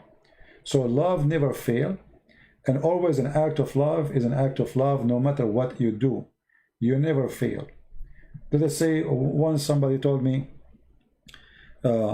someone, he make a donation for somebody, let us say someone claimed to be poor, sitting in the street, ask him, but he's a liar, he is not really in need. Still you did not fail. Your love never fail. God is watching. You have amazing love in your heart, and you did what you think is right. What failed is that person. He is the failure, not you. He think he fooled you, but the fact he is fooling himself. So don't let the evil one make you stay away from being in love. Being in love with love, and that is Christ the Lord. Love your enemy. Sometimes we go upset, we get angry. Muslims, they do things, war, like massacre, killing, violence. You go angry, you are normal, you are a human, that's very normal. But still, love exists for a reason, even in that case. Actually, in this case is more important, because love will heal you, will heal your pain. It's like a medicine, but it doesn't show on your skin. It is inside you. Hate will kill you. Hate is like a poison, which is slowly destroying you. This is why if you go in the Middle East, you will see that even those who have, some countries in the Middle East, they have a lot of oil, they have money, but they are not enjoying their life. Because they go to school, the Jews, the Christians, you have a lot of anger inside you. You don't enjoy life. You don't enjoy anything. They put a lot of hate, and the hate is eating your heart, is eating your blood. You cannot see anything in this earth without your hate. And by doing that, you are dead already. You lost your life. You became a slave of hatred. We Christian, we are free. Because we reject hate. And the second you have hate in your heart, you should know that you are doing wrong. And you are staying away from the Lord. Somebody might say to me, okay, so let us say now the Armenian, they are having fight with the Azerbaijan. Isn't it hate to take your arm, fight? No, it's not. God, he gave you life. Nobody should take it away from you. You have the right to defend yourself. The Bible, he said that the Lord, the Messiah, he asked him, the one who don't have a sword and go buy one. But we knew that the Messiah never killed anyone. He never have a war. So what the sword for? They said to him, we have 2 swords. He said, this is enough to defend yourself. not to defend him. God don't need anyone to defend him. When Peter, he took his sword to defend the Messiah, he cut the ear of the soldier. The Messiah, he put the ear back and he rebuked the act. So defending yourself is not an act of hate, it's an act of love actually, because you're defending your land, your country, your family, your mother, your daughter, your son. Evil ones can do harm to them. That is an act of love. Even it sounds like ugly because it's a war. A Muslim, he has the right to protect his mosque. Even his mosque may be the house of the devil, but he should protect his mosque. Why? Because if you don't protect what is belong to you, that doesn't belong to you. You know what I mean? A Muslim should protect his life. If somebody want to kill him, he's a Muslim, so what? He's a human, he should defend himself. And that goes for the Christian, that goes for the Hindus, that goes for the Buddhas. But we don't fight evil by evil. That's what the Bible teaches us. We don't do as they do. That's why the Messiah, he says, love them, bless those who curse you. And we bless the Muslims, and we pray that the Lord, he will open their heart, and we should do our best to fight hatred so we can win more of ourselves and of them to be saved. Because if you cannot, if you don't know how to love, how you can invite anyone? I mean, you're inviting me where exactly? When a Muslim, he says to me, convert to Islam. Okay, well, I will go to convert to Islam. What will you do? Death to America? You know what I mean? And you're inviting me to the hatred party. What is the joy to be there?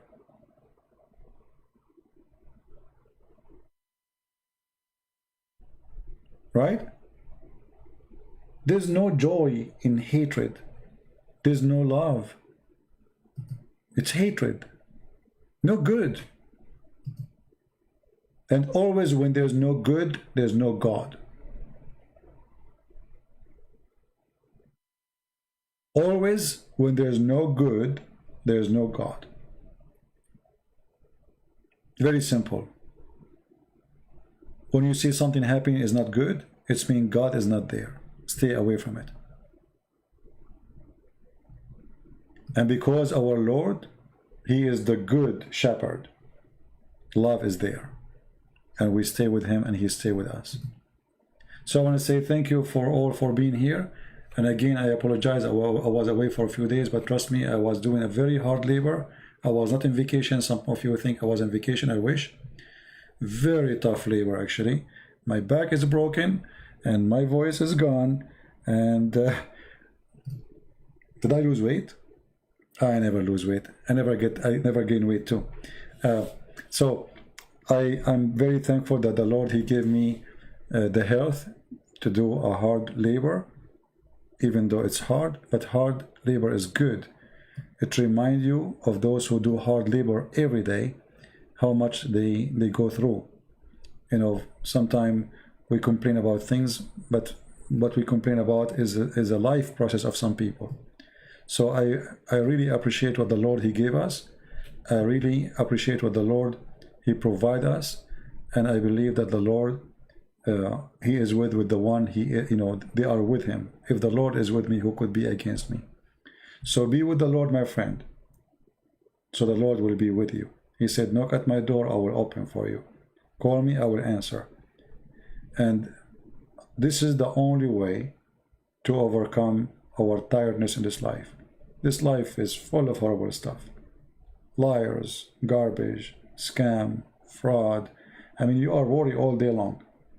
Text messages, I receive text messages, There's, by the way, if you don't have a phone, if you don't have a number, you don't need to have a phone number. There's a fake, not fake, there's app, they give you a free number. But those free numbers, they give you always, text messages full of fraud. Even if you have a phone, by the way, I heard some people who have a phone, they send you a message. Take this, from your account, otherwise we are going to charge you. Click here and log. And then you click to log in your bank account, and then they got you. This is a link made by the hackers. So there's worry all day. Worry chase you in your phone, worry chase you in the street, worry chase you in your job. We have Corona, we have people, you know, we have a lot of rumors, scam, fraud about this Corona.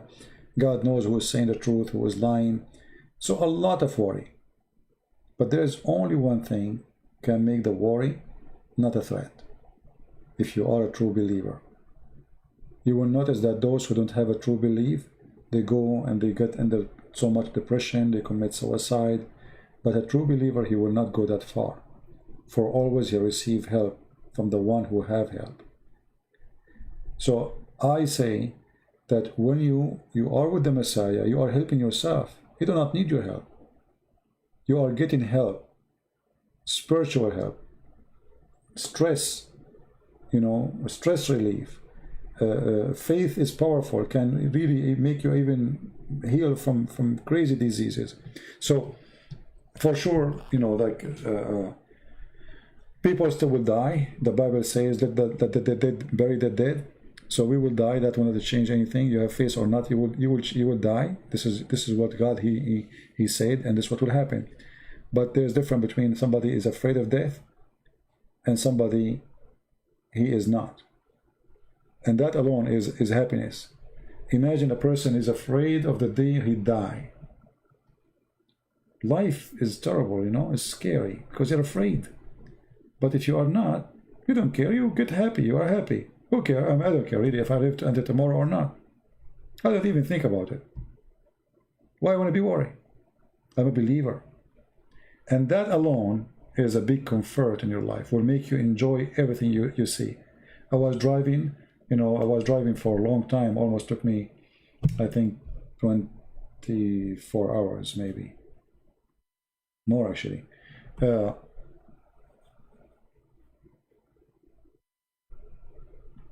day and a half I'm driving. In the way, you know, I was looking at the cloud, looking at the trees. I mean, it's amazing. Look, it's so beautiful. I mean, God is amazing. But at the same time, there's death in the street. I mean, people drive like crazy. There's people, they go, imagine there's a guy, he came from the side of like the shoulder of the highway. He doubled me from the shoulder. Can you believe it? Almost, you know, like crazy people. So there's death even in the normal street. There's death even if you are sitting in your chair. Even if you are doing nothing, death is there. But a believer, he is not worried about when death comes. For death means nothing horrible for him. If you remember the story I told you about the monk who was dying and they brought a doctor for him. The doctor, he said to him, you have a few hours and you will die. The monk, he had a big smile on his face. The doctor went out and he said, your brother, he lost his mind. He said, why? He said, I told him he would die in a few hours. He gave me a big smile. He said, why you don't go and ask him if he can talk? So he went back. He said, if you can talk, you know, answer me, please. Why I told you, you know, you are going to die in a few hours and you are happy. You sound happy. He said, the monk, he said, I'm waiting for this moment all my life to meet my Lord. And now you are telling me I'm going to see him in a few hours. What do you expect? So even the death, which is the most horrible moment for someone, can be the most enjoyable moment for someone else. It's just the way we think about it. And being with the Lord will make you change everything you think about. From marriage, to relationship, to jobs, to risk, to illness, to disease. I mean, everything. A believer, he sees things differently. So my friend, it's for your benefit to be a believer. It's not for the benefit of God. God do not need you. You are helping yourself. I want to say thank you again. May the Lord bless you. And until we see you soon again, maybe tomorrow, God is willing. Until then, Christ is Lord, Islam is false, and we are happy for our friend who left Islam today. And I hope soon he will call us soon, accepting the Messiah as his Lord and Savior. Take care, and God bless you. Bye-bye.